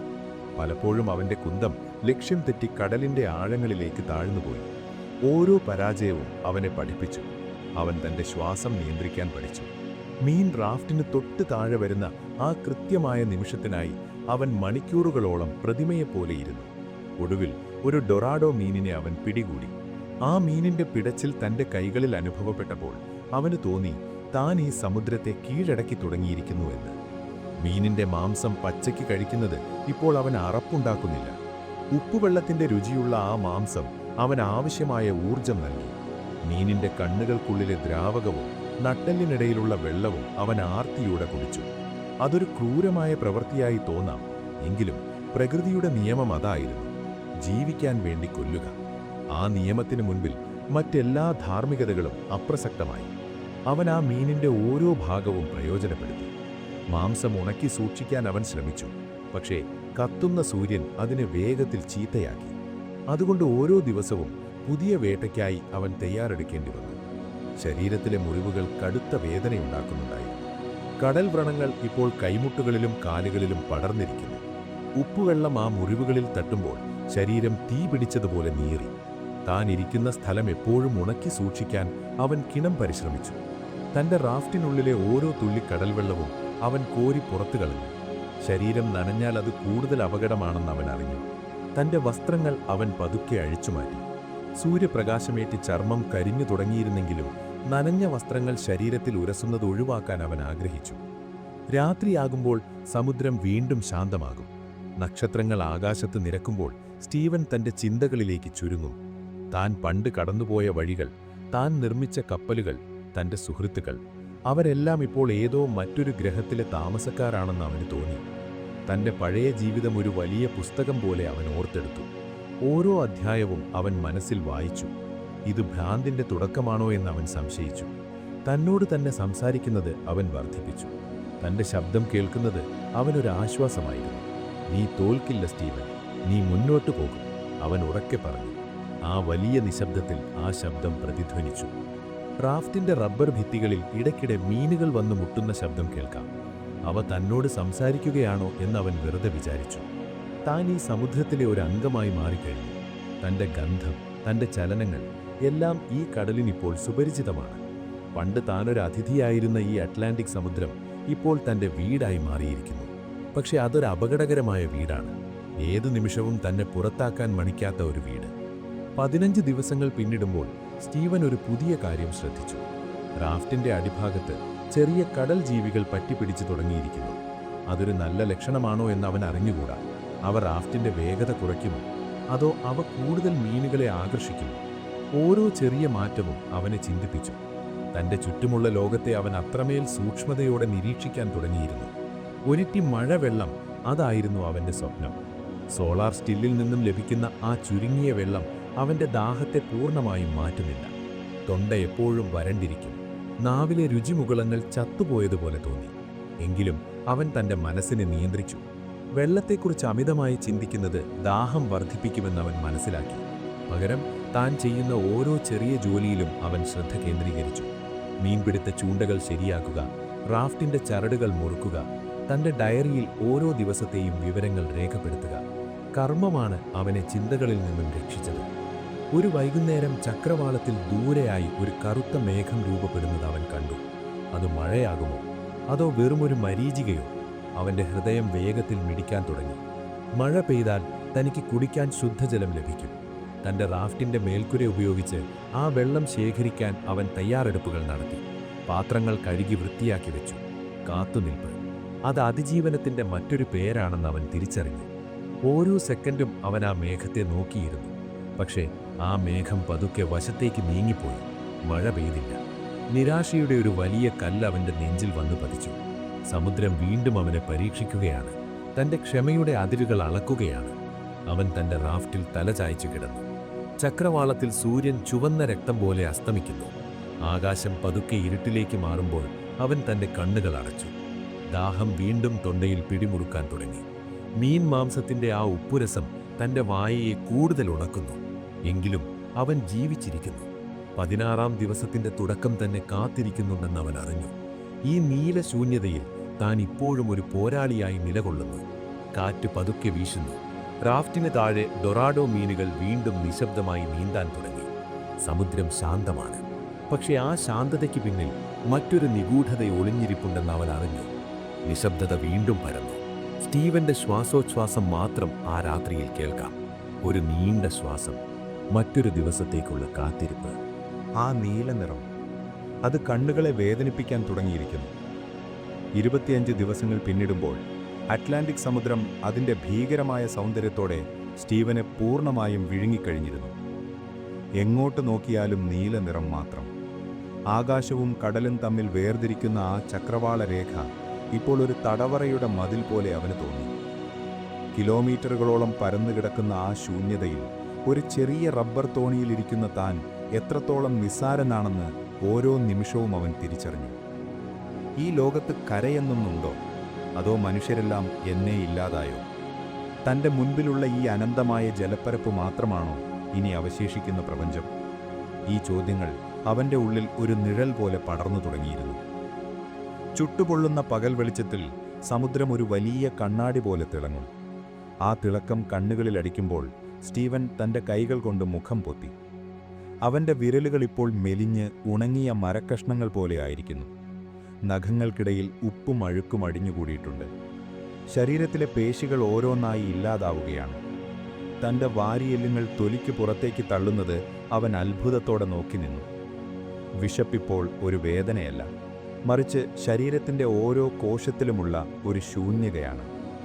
ആ ശൂന്യത പതുക്കെ മനസ്സിനെയും ബാധിച്ചു തുടങ്ങിയിരിക്കുന്നു. ചിന്തകൾക്ക് വേഗത കുറഞ്ഞു. ഓർമ്മകൾ മങ്ങാൻ തുടങ്ങി. തൻ്റെ പേര് സ്റ്റീവൻ കാലഹാൻ എന്നാണെന്ന് അവൻ ഇടയ്ക്കിടെ ഉറക്കെ പറയും. തൻ്റെ വ്യക്തിത്വം ഈ ശൂന്യതയിൽ അലിഞ്ഞു പോകാതിരിക്കാൻ അവൻ നടത്തുന്ന ഒരു ചെറിയ പോരാട്ടം. ദാഹം. അതൊരു നിത്യമായ അഗ്നിയായി അവൻ്റെ തൊണ്ടയിൽ എരിഞ്ഞുകൊണ്ടിരുന്നു. സോളാർ സ്റ്റിൽ ഉപകരണങ്ങൾ ഇപ്പോൾ വെറുമൊരു പ്ലാസ്റ്റിക് കഷ്ണങ്ങളായി മാറിയിരിക്കുന്നു. കടൽക്കാറ്റും കഠിനമായ സൂര്യപ്രകാശവും അവയുടെ ഘടനയെ തന്നെ മാറ്റിമറിച്ചു. മണിക്കൂറുകളോളം കാത്തുനിന്നാൽ ലഭിക്കുന്ന ആ ഏതാനും തുള്ളി വെള്ളം ഇപ്പോൾ അവൻ്റെ നാവിനെ നനയ്ക്കാൻ പോലും തികയുന്നില്ല. ഉമിനീർ വറ്റിപ്പോയതിനാൽ ഭക്ഷണമിറക്കാൻ പ്രയാസമായി. ഒരു മീനിനെ പിടിച്ചാൽ അതിൻ്റെ മാംസം ചവയ്ക്കുമ്പോൾ കിട്ടുന്ന ആ ചെറിയ ഈർപ്പം മാത്രമാണ് ഇപ്പോൾ ഏക ആശ്വാസം. പക്ഷേ ആ മാംസത്തിനും ഉപ്പുരസമുണ്ട്. ഉപ്പ് ശരീരത്തിലെ ജലാംശത്തെ കൂടുതൽ വലിച്ചെടുക്കുമെന്ന് അവനറിയാം. അതൊരു വലിയ കെണിയാണ്. ജീവിക്കാൻ വേണ്ടി കഴിക്കുന്ന ആഹാരം തന്നെ മരണത്തിലേക്ക് നയിക്കുമോ എന്ന ഭയം അവനെ വേട്ടയാടി. ഈ ഏകാന്തതയിൽ അവൻ തൻ്റെ ഏക സുഹൃത്തായ ഡക്കിയോട് സംസാരിക്കാൻ തുടങ്ങി. ആ റബ്ബർ തോണിക്ക് ജീവനുണ്ടെന്ന് അവൻ വിശ്വസിച്ചു. നമുക്കിന്ന് കുറച്ചുകൂടി ദൂരം പോകണം, അവൻ പതുക്കെ മന്ത്രിക്കും. അല്ലെങ്കിൽ റാഫ്റ്റിന് താഴെ നീന്തിക്കൊണ്ടിരിക്കുന്ന ആ ഡൊറാഡോ മീനുകളോട് അവൻ കുശലം ചോദിക്കും. അവ ഇപ്പോൾ അവൻ്റെ ആഹാരം മാത്രമല്ല, അവൻ്റെ കൂട്ടുകാരുമാണ്. നൂറുകണക്കിന് മീനുകൾ എപ്പോഴും റാഫ്റ്റിന് ചുറ്റുമുണ്ടാകും. അവയുടെ ചലനങ്ങൾ നിരീക്ഷിക്കുന്നത് സ്റ്റീവൻ ഒരു വിനോദമായി മാറി. ഓരോ മീനിനും അവൻ പേരിട്ടു, അവയുടെ സ്വഭാവങ്ങൾ പഠിച്ചു. ഈ വലിയ ശൂന്യതയിൽ മറ്റാരും കൂട്ടിനില്ലാത്തപ്പോൾ ഈ നിശബ്ദരായ ജീവികളാണ് അവനെ ഭ്രാന്തിൽ നിന്നും സംരക്ഷിച്ചത്. പക്ഷെ മാനസികമായ ആ സമ്മർദ്ദം താങ്ങാവുന്നതിലും അധികമായിരുന്നു. ചിലപ്പോഴൊക്കെ അവൻ ഹാലുസിനേഷനുകൾക്ക് ഇരയായി. ദൂരെ ഒരു പച്ചപ്പിൻ്റെ അടയാളം കണ്ടതുപോലെ അവന് തോന്നും. ഒരു ചെറിയ ദ്വീപ്, അല്ലെങ്കിൽ തെങ്ങിൻ തോപ്പുകൾ. ആവേശത്തോടെ അവൻ റാഫ്റ്റിൽ എഴുന്നേറ്റ് നിൽക്കാൻ ശ്രമിക്കും. പക്ഷേ ഏതാനും നിമിഷങ്ങൾക്കുള്ളിൽ ആ കാഴ്ച ഒരു നീല പുക പോലെ മാഞ്ഞു പോകും. സമുദ്രം തന്നെ പരിഹസിക്കുകയാണെന്ന് അവൻ അറിഞ്ഞു. ആ മരീചികകൾ അവൻ്റെ ഉള്ളിലെ അവസാനത്തെ പ്രതീക്ഷയെയും തകർക്കാൻ ശ്രമിച്ചു. ആ നിമിഷങ്ങളിൽ അവൻ കരയാൻ ആഗ്രഹിച്ചു. പക്ഷെ കണ്ണുനീർ വറ്റിപ്പോയിരുന്നു. കരയുന്നത് ജലം പാഴാക്കുന്നതിന് തുല്യമാണെന്ന് തൻ്റെ യുക്തി അവനെ ഓർമ്മിപ്പിച്ചു. ശരീരത്തിലെ കടൽ വ്രണങ്ങൾ ഇപ്പോൾ വലിയ മുറിവുകളായി മാറിയിരിക്കുന്നു. ഉപ്പുവെള്ളം ആ മുറിവുകളിൽ തട്ടുമ്പോഴുണ്ടാകുന്ന ആ തീവ്രമായ വേദന, അതൊരു നിഴൽ പോലെ അവനെ എപ്പോഴും പിന്തുടർന്നു. ഒരു ചെറിയ ചലനം പോലും വലിയ ഒരു അധ്വാനമായി മാറി. വസ്ത്രങ്ങൾ ഉപ്പിൽ കുതിർന്ന് കടുപ്പമുള്ളതായി മാറി. ഓരോ തവണ ശ്വാസമെടുക്കുമ്പോഴും ആ വസ്ത്രങ്ങൾ തൻ്റെ മുറിവുകളിൽ ഉരസുന്നത് സ്റ്റീവൻ വേദനയോടെ അറിഞ്ഞു. താൻ മരിച്ചുകൊണ്ടിരിക്കുകയാണോ, അതോ ഒരു വലിയ പരിവർത്തനത്തിലൂടെ കടന്നു പോകുകയാണോ? താനൊരു മനുഷ്യനാണോ, അതോ വെറുമൊരു സമുദ്രജീവിയാണോ? 30 ദിവസങ്ങൾ. അതൊരു വലിയ സംഖ്യയായി അവൻ്റെ മുന്നിൽ നിന്നു. സാധാരണ ജീവിതത്തിൽ 30 ദിവസം എന്നത് ഒരു മാസം മാത്രമാണ്. എന്നാൽ ഇവിടെ അത് ഓരോ സെക്കൻഡും മരണം മുന്നിൽ നിൽക്കുന്ന 7.5 ലക്ഷത്തിലധികം നിമിഷങ്ങളാണ്. രാത്രിയിൽ നക്ഷത്രങ്ങളെ നോക്കി സമയം കണക്കാക്കാൻ ശ്രമിച്ചു. നക്ഷത്രങ്ങൾ അവനെ വഴികാട്ടികളായി. തൻ്റെ കയ്യിലുള്ള ലൊക്കേഷൻ ചാർട്ടുകൾ അവൻ മനസ്സിൽ പരിശോധിച്ചു. താൻ എങ്ങോട്ടാണ് നീങ്ങുന്നത്? കരീബിയൻ ദ്വീപുകളിലേക്ക് ഇനിയും എത്ര ദൂരം ബാക്കിയുണ്ട്? കാറ്റ് തൻ്റെ പക്ഷത്തല്ലെന്ന് അവന് മനസ്സിലായി. ഒഴുക്കവനെ തെക്കോട്ടാണ് കൊണ്ടുപോകുന്നത്, അജ്ഞാതമായ ഏതോ ഭാഗത്തേക്ക്. ചില ദിവസങ്ങളിൽ സമുദ്രം അങ്ങേയറ്റം ശാന്തമാകും. ഒരു തരി കാറ്റുപോലുമില്ലാത്ത അവസ്ഥ. ആ നിശ്ചലത ഭീകരമായിരുന്നു. കാറ്റില്ലാതെ തൻ്റെ റാഫ്റ്റ് ഒരിടത്തു തന്നെ തങ്ങിക്കിടക്കുകയാണ്. ആഴക്കടലിലെ നിശബ്ദതയ്ക്ക് ഒരു ഘനമുണ്ട്. അത് ചെവികളെ വേദനിപ്പിക്കും. ആ നിശബ്ദതയിൽ തൻ്റെ ഹൃദയമിടിപ്പ് അവൻ വ്യക്തമായി കേട്ടു. ഓരോ മിടിപ്പും അവസാനത്തേതാകുമോ എന്ന ആശങ്ക. ആ നിമിഷങ്ങളിൽ അവൻ തൻ്റെ പഴയ ജീവിതത്തെക്കുറിച്ച് ചിന്തിക്കും. താൻ നിർമ്മിച്ച കപ്പലുകൾ, താൻ സ്നേഹിച്ച മനുഷ്യർ, അവരെല്ലാം ഇപ്പോൾ ഒരു മങ്ങിയ ചിത്രമായി മാറിയിരിക്കുന്നു. തൻ്റെ മുൻപിലുള്ള ഈ റബ്ബർ ഭിത്തികളും കയ്യിലുള്ള കത്തിയുമാണ് ഏക സത്യം. വിശപ്പ് കൂടുമ്പോൾ അവൻ റാഫ്റ്റിൻ്റെ അടിയിൽ പറ്റിപ്പിടിച്ചിരിക്കുന്ന കടൽ ജീവികളെ ശ്രദ്ധിച്ചു. അവ പതുക്കെ വളരുകയാണ്. അത് തൻ്റെ റാഫ്റ്റിൻ്റെ ഭാഗമായി മാറിക്കഴിഞ്ഞു. അതൊരു വിചിത്രമായ കാഴ്ചയായിരുന്നു. പ്രകൃതി തൻ്റെ ചുറ്റും ഒരു പുതിയ ലോകം പടുത്തുയർത്തുകയാണ്. താനും ആ ലോകത്തിൻ്റെ ഭാഗമാണ്. ഒരുപക്ഷെ താൻ ഒരിക്കലും തിരിച്ചു പോകില്ലായിരിക്കാം. ഈ സമുദ്രം തന്നെ എന്നേക്കുമായി ഇവിടെ നിലനിർത്താൻ ആഗ്രഹിക്കുന്നുണ്ടാകാം. പക്ഷേ സ്റ്റീവന്റെ ഉള്ളിലെ ആ നാവികൻ തോറ്റുകൊടുക്കാൻ തയ്യാറായിരുന്നില്ല. ഓരോ ദിവസവും രാവിലെ അവൻ റാഫ്റ്റിലെ വെള്ളം കോരി പുറത്തു കളഞ്ഞു. ഓരോ ദിവസവും അവൻ്റെ ഉപകരണങ്ങൾ വൃത്തിയാക്കി വച്ചു. അതിജീവനമെന്നത് ഒരു പൊരുതുന്ന മനസ്സിൻ്റെ അവസാനത്തെ ആയുധമാണെന്ന് അവൻ വിശ്വസിച്ചു. പകൽ പതുക്കെ അവസാനിക്കാൻ തുടങ്ങുന്നു. ചക്രവാളത്തിൽ സൂര്യൻ ചുവന്ന നിറത്തിൽ മുങ്ങിത്താഴുമ്പോൾ ആകാശത്തിനൊരു പ്രത്യേക അഴകാണ്. പക്ഷെ ആ അഴക് മരണത്തിന് തൊട്ടുമുൻപുള്ള ഒരു ചിരി പോലെ അവന് തോന്നി. സൂര്യൻ അസ്തമിച്ചാൽ തണുപ്പ് വരും. അസ്ഥികളെപ്പോലും മരവിപ്പിക്കുന്ന ആ കഠിനമായ തണുപ്പ്. രാത്രിയിൽ ഉറക്കം അവനെ തേടിവരില്ല. ഓരോ തവണ തിരമാലകൾ റാഫ്റ്റിൽ വന്ന് തട്ടുമ്പോഴും അവൻ നടുക്കത്തോടെ ഉണരും. സമുദ്രം എപ്പോൾ വേണമെങ്കിലും തന്നെ വിഴുങ്ങാൻ വായു തുറന്നു നിൽക്കുകയാണെന്ന് അവൻ അറിയാമായിരുന്നു. തൻ്റെ റാഫ്റ്റിനുള്ളിലെ സാധനങ്ങൾ അവൻ ഒരിക്കൽ കൂടി പരിശോധിച്ചു. എല്ലാം കൃത്യമായി കെട്ടിവച്ചിരിക്കുന്നു. തൻ്റെ ഡയറിയിൽ അവൻ ഇന്നത്തെ ദിവസത്തെ അടയാളപ്പെടുത്തി. അതിജീവിക്കുന്നു. ആ ഒറ്റ വാക്കെഴുതാൻ അവൻ ഒരുപാട് ഊർജം ചിലവാക്കേണ്ടി വന്നു. എങ്കിലും അവനത് എഴുതി. താൻ ഇപ്പോഴും ഈ ലോകത്തുണ്ടെന്നതിൻ്റെ ഏക തെളിവ് ആ അക്ഷരങ്ങളാണ്. വായുവിൽ ഉപ്പിൻ്റെയും ചീഞ്ഞ മാംസത്തിൻ്റെയും മണം നിറഞ്ഞു നിൽക്കുന്നു. ആ മണം ഇപ്പോൾ അവൻ്റെ ശ്വാസത്തിൻ്റെ ഭാഗമാണ്. സമുദ്രം പതുക്കെ ശ്വസിക്കാൻ തുടങ്ങി. തിരമാലകൾ താളത്തിൽ റാഫ്റ്റിനെ ഉയർത്തി താഴ്ത്തുന്നു. സ്റ്റീവൻ തൻ്റെ റാഫ്റ്റിൻ്റെ മേൽക്കരിക്കടിയിൽ കണ്ണുകൾ അടച്ചു കിടന്നു. ചുറ്റും കനത്ത നിശബ്ദത. നക്ഷത്രങ്ങൾ അവനെ നിശബ്ദമായി നോക്കി നിന്നു. ഈ വലിയ പ്രപഞ്ചത്തിൽ താൻ ഒറ്റയ്ക്കാണെന്ന സത്യം അവനെ കൂടുതൽ നിശബ്ദനാക്കി. എങ്കിലും അവൻ ശ്വസിച്ചുകൊണ്ടിരുന്നു. സാവധാനം, ആഴത്തിൽ. നിശബ്ദത, ശൂന്യത, വീണ്ടും ആ അനന്തമായ നീലനിറം തന്നെ കാട്ടിരിക്കുന്നു. 40 ദിവസങ്ങൾ പിന്നിട്ടിരിക്കുന്നു. സമയത്തിന്റെ ഈ വലിയ മരുഭൂമിയിൽ സ്റ്റീവൻ ഇപ്പോൾ വെറുമൊരു നാവികനല്ല, മറിച്ച് ആഴക്കടലിലെ ഈ വിചിത്രമായ ലോകത്തിന്റെ ഒരു ഭാഗമാണ്.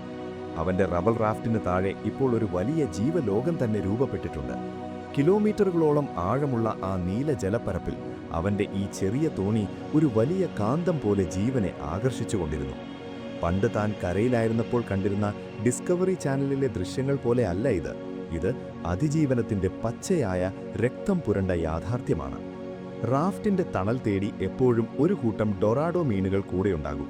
സ്വർണ്ണ നിറവും പച്ചയും കലർന്ന അവയുടെ ശരീരം സൂര്യപ്രകാശത്തിൽ തിളങ്ങുന്നത് കാണാൻ മനോഹരമാണ്. പക്ഷേ സ്റ്റീവന് അവയിപ്പോൾ വെറുമൊരു കാഴ്ചയല്ല, അവ അവന്റെ ജീവശ്വാസമാണ്. അവയുടെ മാംസം അവന് വിശപ്പടക്കാൻ ആഹാരം നൽകുന്നു. അവയുടെ കണ്ണുകളിലെയും നട്ടെല്ലിലെയും ദ്രാവകം അവന് ദാഹമകറ്റാൻ വെള്ളം നൽകുന്നു. ആ മീനുകളോട് അവൻ ഒരുതരം സ്നേഹം തോന്നി തുടങ്ങിയിരിക്കുന്നു. അവ എപ്പോഴും തന്റെ റാഫ്റ്റിനൊപ്പം നീന്തുന്നു. താൻ ഒറ്റയ്ക്കല്ലെന്ന തോന്നലുണ്ടാക്കാൻ ആ ചലനങ്ങൾ അവനെ സഹായിച്ചു. ചിലപ്പോഴൊക്കെ ആ മീനുകൾ റാഫ്റ്റിന്റെ വശങ്ങളിൽ വന്ന് പതുക്കെ മുട്ടും.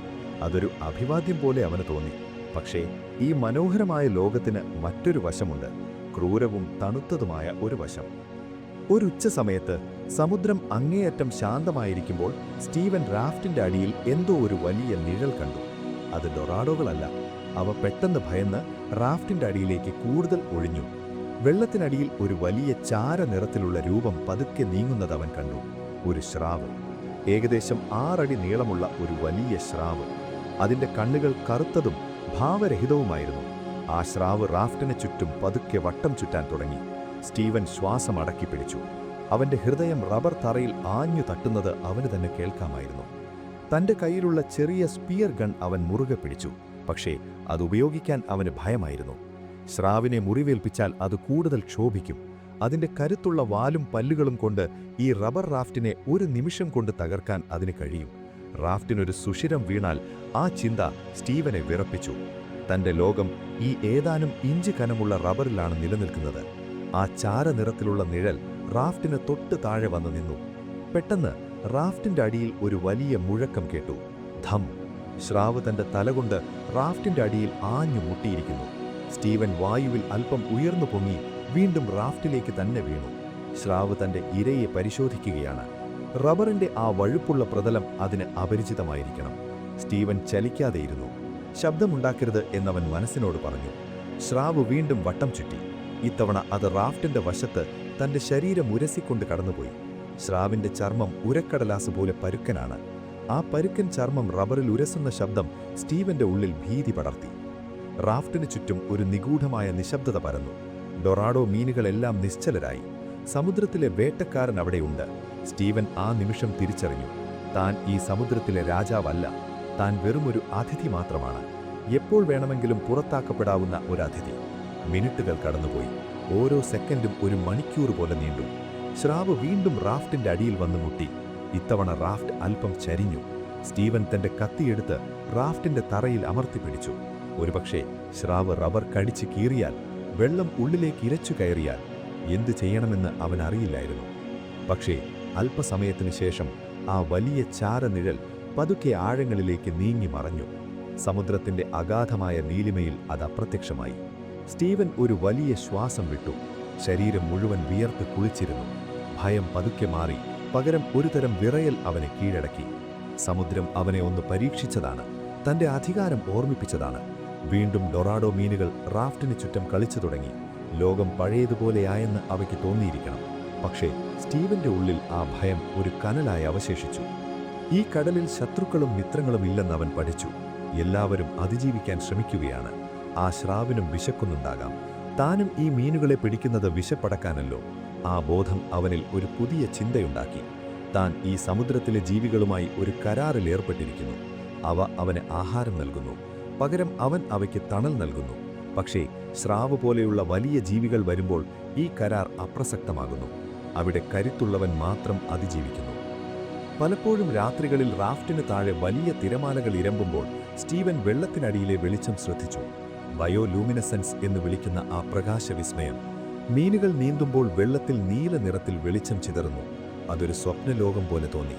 തന്റെ റാഫ്റ്റ് ഒരു നക്ഷത്രക്കൂട്ടത്തിന് മുകളിലൂടെ ഒഴുകുന്നതുപോലെ. ആ നിമിഷങ്ങളിൽ അവൻ തന്റെ ഏകാന്തത മറന്നു. സമുദ്രം ഇത്രയധികം മനോഹരമാണെന്ന് അവൻ ആദ്യമായി അറിഞ്ഞു. ഈ സൗന്ദര്യത്തിനു വേണ്ടിയാണോ താൻ ഇത്രയധികം കഷ്ടപ്പെടുന്നത്? മരണത്തിന്റെ തൊട്ടരികിൽ നിൽക്കുമ്പോൾ മാത്രമാണോ ജീവിതത്തിന്റെ യഥാർത്ഥ നിറങ്ങൾ നാം കാണുന്നത്? വിശപ്പ് വീണ്ടും കഠിനമായപ്പോൾ അവനൊരു മീനിന്റെ കൂടി പിടിക്കാൻ തീരുമാനിച്ചു. ഇത്തവണ ഒരു വലിയ ഡൊറാഡോ മീൻ അവന്റെ ചൂണ്ടയിൽ കുടുങ്ങി. അത് റാഫ്റ്റിനെ ദൂരേക്ക് വലിച്ചുകൊണ്ടുപോകാൻ ശ്രമിച്ചു. സ്റ്റീവൻ ആഞ്ഞു പിടിച്ചു. മീനിന്റെ ശക്തി അവനെ അത്ഭുതപ്പെടുത്തി. മിനിറ്റുകളോളം ആ പോരാട്ടം തുടർന്നു. അവസാനം മീൻ തളർന്നു. സ്റ്റീവൻ അതിനെ റാഫ്റ്റിനുള്ളിലേക്ക് വലിച്ചു കയറ്റി. അതിന്റെ ശരീരം നിറയെ സ്വർണ്ണ നിറത്തിലുള്ള തിളക്കമായിരുന്നു. പക്ഷേ മരിക്കാൻ തുടങ്ങുമ്പോൾ ആ നിറം പതുക്കെ ചാരനിറമായി മാറുന്നത് അവൻ ദുഃഖത്തോടെ നോക്കി നിന്നു. ഒരു ജീവൻ പൊലിയുമ്പോൾ അതിന്റെ സൗന്ദര്യവും ഇല്ലാതാകുന്നു. അവൻ ആ മീനിന്റെ മാംസം മുറിച്ചു. ഓരോ കഷ്ണവും അവൻ നന്ദിയോടെ കഴിച്ചു. ഇതില്ലെങ്കിൽ താൻ എന്നേ മരിച്ചുപോയേനെ. തന്റെ ശരീരത്തിലെ ഓരോ തുള്ളി രക്തവും ഈ കടലിലെ മീനുകൾ നൽകിയതാണ്. താനിപ്പോൾ പകുതി മനുഷ്യനും പകുതി മീനുമായി മാറിയിരിക്കുന്നു. തന്റെ ഗന്ധം പോലും മാറിപ്പോയിരിക്കുന്നു. ഉപ്പിന്റെയും മീനിന്റെയും രക്തത്തിന്റെയും ഒരു സങ്കരഗന്ധം. ഈ സമുദ്രം അവനെ തന്റെ രൂപത്തിലേക്ക് മാറ്റിക്കൊണ്ടിരിക്കുന്നു. 45 ദിവസങ്ങൾ. സ്റ്റീവൻ തന്റെ റാഫ്റ്റിൽ ഒന്ന് നീണ്ടു നിവർന്നു നിൽക്കാൻ ശ്രമിച്ചു. കാലുകൾ പൂർണ്ണമായും നിവർത്താൻ കഴിയില്ല. ശരീരം ഒരു ഭാരമായി തുടങ്ങിയിരിക്കുന്നു. പക്ഷേ മനസ്സ് ഇപ്പോഴും ഉണർന്നിരിക്കുന്നു. സമുദ്രത്തിലെ ഓരോ ശബ്ദവും അവൻ തിരിച്ചറിയാൻ പഠിച്ചു. ഒരു മീൻ വെള്ളത്തിന് മുകളിലേക്ക് ചാടുന്ന ശബ്ദം, കാറ്റ് ദിശ മാറുന്ന ശബ്ദം, ദൂരെ എവിടെയോ മഴ പെയ്യുന്നതിന്റെ ഗന്ധം. ഇതെല്ലാം അവന് പരിചയമായി കഴിഞ്ഞു. അവൻ ഈ ലോകത്തിലെ ഒരു സ്ഥിര സാന്നിധ്യമായി മാറിയിരിക്കുന്നു. രാത്രിയാകുന്നു. ആകാശം വീണ്ടും നക്ഷത്രങ്ങൾ കൊണ്ട് നിറഞ്ഞു. സമുദ്രം ഒരു വലിയ ശ്വാസമെടുക്കുന്നതുപോലെ തിരമാലകൾ ഉയർന്നു താഴ്ന്നു. സ്റ്റീവൻ തന്റെ റബ്ബർ റാഫ്റ്റിന്റെ മേൽക്കരിക്ക് താഴെ ഒളിഞ്ഞിരുന്നു. തണുത്ത കാറ്റ് വീണ്ടും വീശാൻ തുടങ്ങിയിരിക്കുന്നു. അവൻ കണ്ണുകൾ അടച്ചു. വെള്ളത്തിനടിയിൽ ഇപ്പോഴും ആ ചാരനിരം തന്നെ കാത്തിരിക്കുന്നുണ്ടാകുമോ? അതോ മറ്റൊരു വേട്ടക്കാരൻ വരുന്നുണ്ടാകുമോ? നിശബ്ദത പതുക്കെ പടരുന്നു. ചക്രവാളത്തിലെവിടെയോ ഒരു മിന്നൽ പിണർ കണ്ടതുപോലെ തോന്നി. അതൊരു കൊടുങ്കാറ്റാണോ അതോ വെറുമൊരു കാഴ്ചയാണോ? അവൻ അറിയില്ലായിരുന്നു.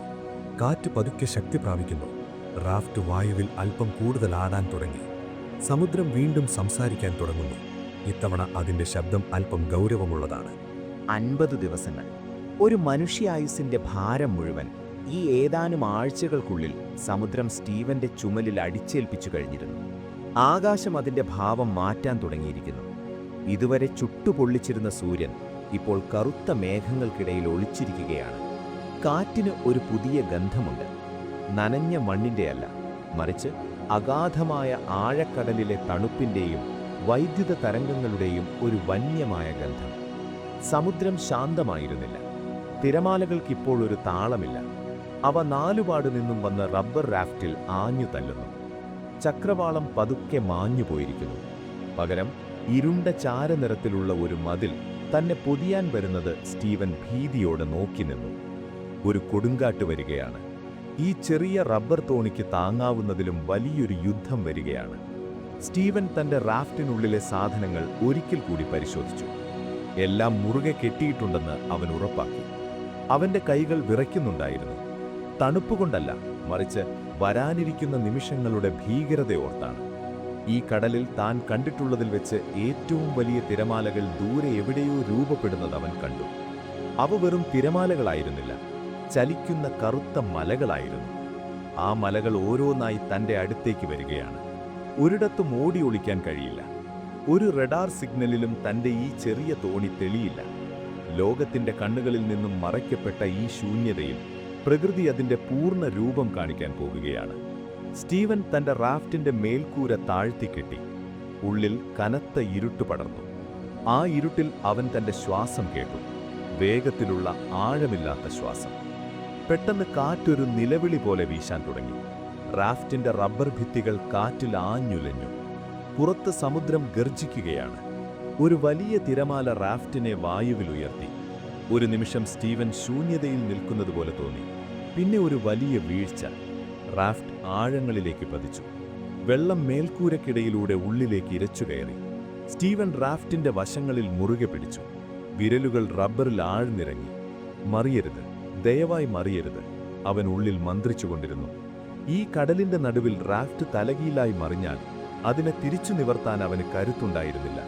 അത് മരണത്തിന്റെ അവസാനത്തെ വിളിയായിരിക്കും. ഓരോ തിരമാലയും കഴിഞ്ഞു പോകുമ്പോൾ സ്റ്റീവൻ അടുത്തതിനായി കാത്തുനിന്നു. ഇരുട്ടിൽ അവനൊന്നും കാണാൻ കഴിഞ്ഞില്ല. പക്ഷെ സമുദ്രത്തിന്റെ ആ ചലനം അവൻ തന്റെ ശരീരത്തിലൂടെ അറിഞ്ഞു. റാഫ്റ്റ് ഒരു ഇല പോലെ വെള്ളത്തിന് മുകളിൽ കറങ്ങുകയാണ്. വെള്ളത്തിനടിയിൽ മീനുകൾ എവിടെയായിരിക്കും? അവ ഈ കൊടുങ്കാറ്റിനെ ഭയക്കുന്നുണ്ടാകുമോ? അതോ അവ ആഴങ്ങളിലേക്ക് പോയി സുരക്ഷിതരായിരിക്കുമോ? തനിക്ക് ആഴങ്ങളിലേക്ക് പോകാൻ കഴിയില്ല. താൻ ഈ ഉപരിതലത്തിൽ, ഈ യുദ്ധത്തിന്റെ നടുവിൽ കുടുങ്ങിക്കിടക്കുകയാണ്. തിരമാലകൾ റാഫ്റ്റിന് മുകളിൽ ആഞ്ഞടിക്കുമ്പോൾ റബ്ബർ ഭിത്തികൾ ഞരങ്ങുന്ന ശബ്ദം കേൾക്കാം. അത് പൊട്ടിപ്പോകുമോ എന്നവൻ ഭയന്നു. ഓരോ സെക്കൻഡും മരണത്തിന് തൊട്ടരികിലൂടെയാണ് കടന്നുപോയിരുന്നത്. മണിക്കൂറുകൾ കടന്നുപോയി. അതോ ദിവസങ്ങളോ? സ്റ്റീവൻ അറിയില്ലായിരുന്നു. സമയത്തിനിപ്പോൾ ഒരർത്ഥവുമില്ല. തന്റെ ശരീരം ആകെ നനഞ്ഞു കുതിർന്നിരിക്കുന്നു. ഉപ്പുവെള്ളം കണ്ണുകളിൽ അടിച്ചുകയറി കാഴ്ച മങ്ങിയിരിക്കുന്നു. ശ്വസിക്കാൻ പോലും പ്രയാസമാണ്. കാറ്റ് വായുവിൽ നിന്നും ശ്വാസം തട്ടിയെടുക്കുന്നതുപോലെ തോന്നി. അവൻ റാഫ്റ്റിന്റെ അടിയിൽ പറ്റിപ്പിടിച്ചു കിടന്നു.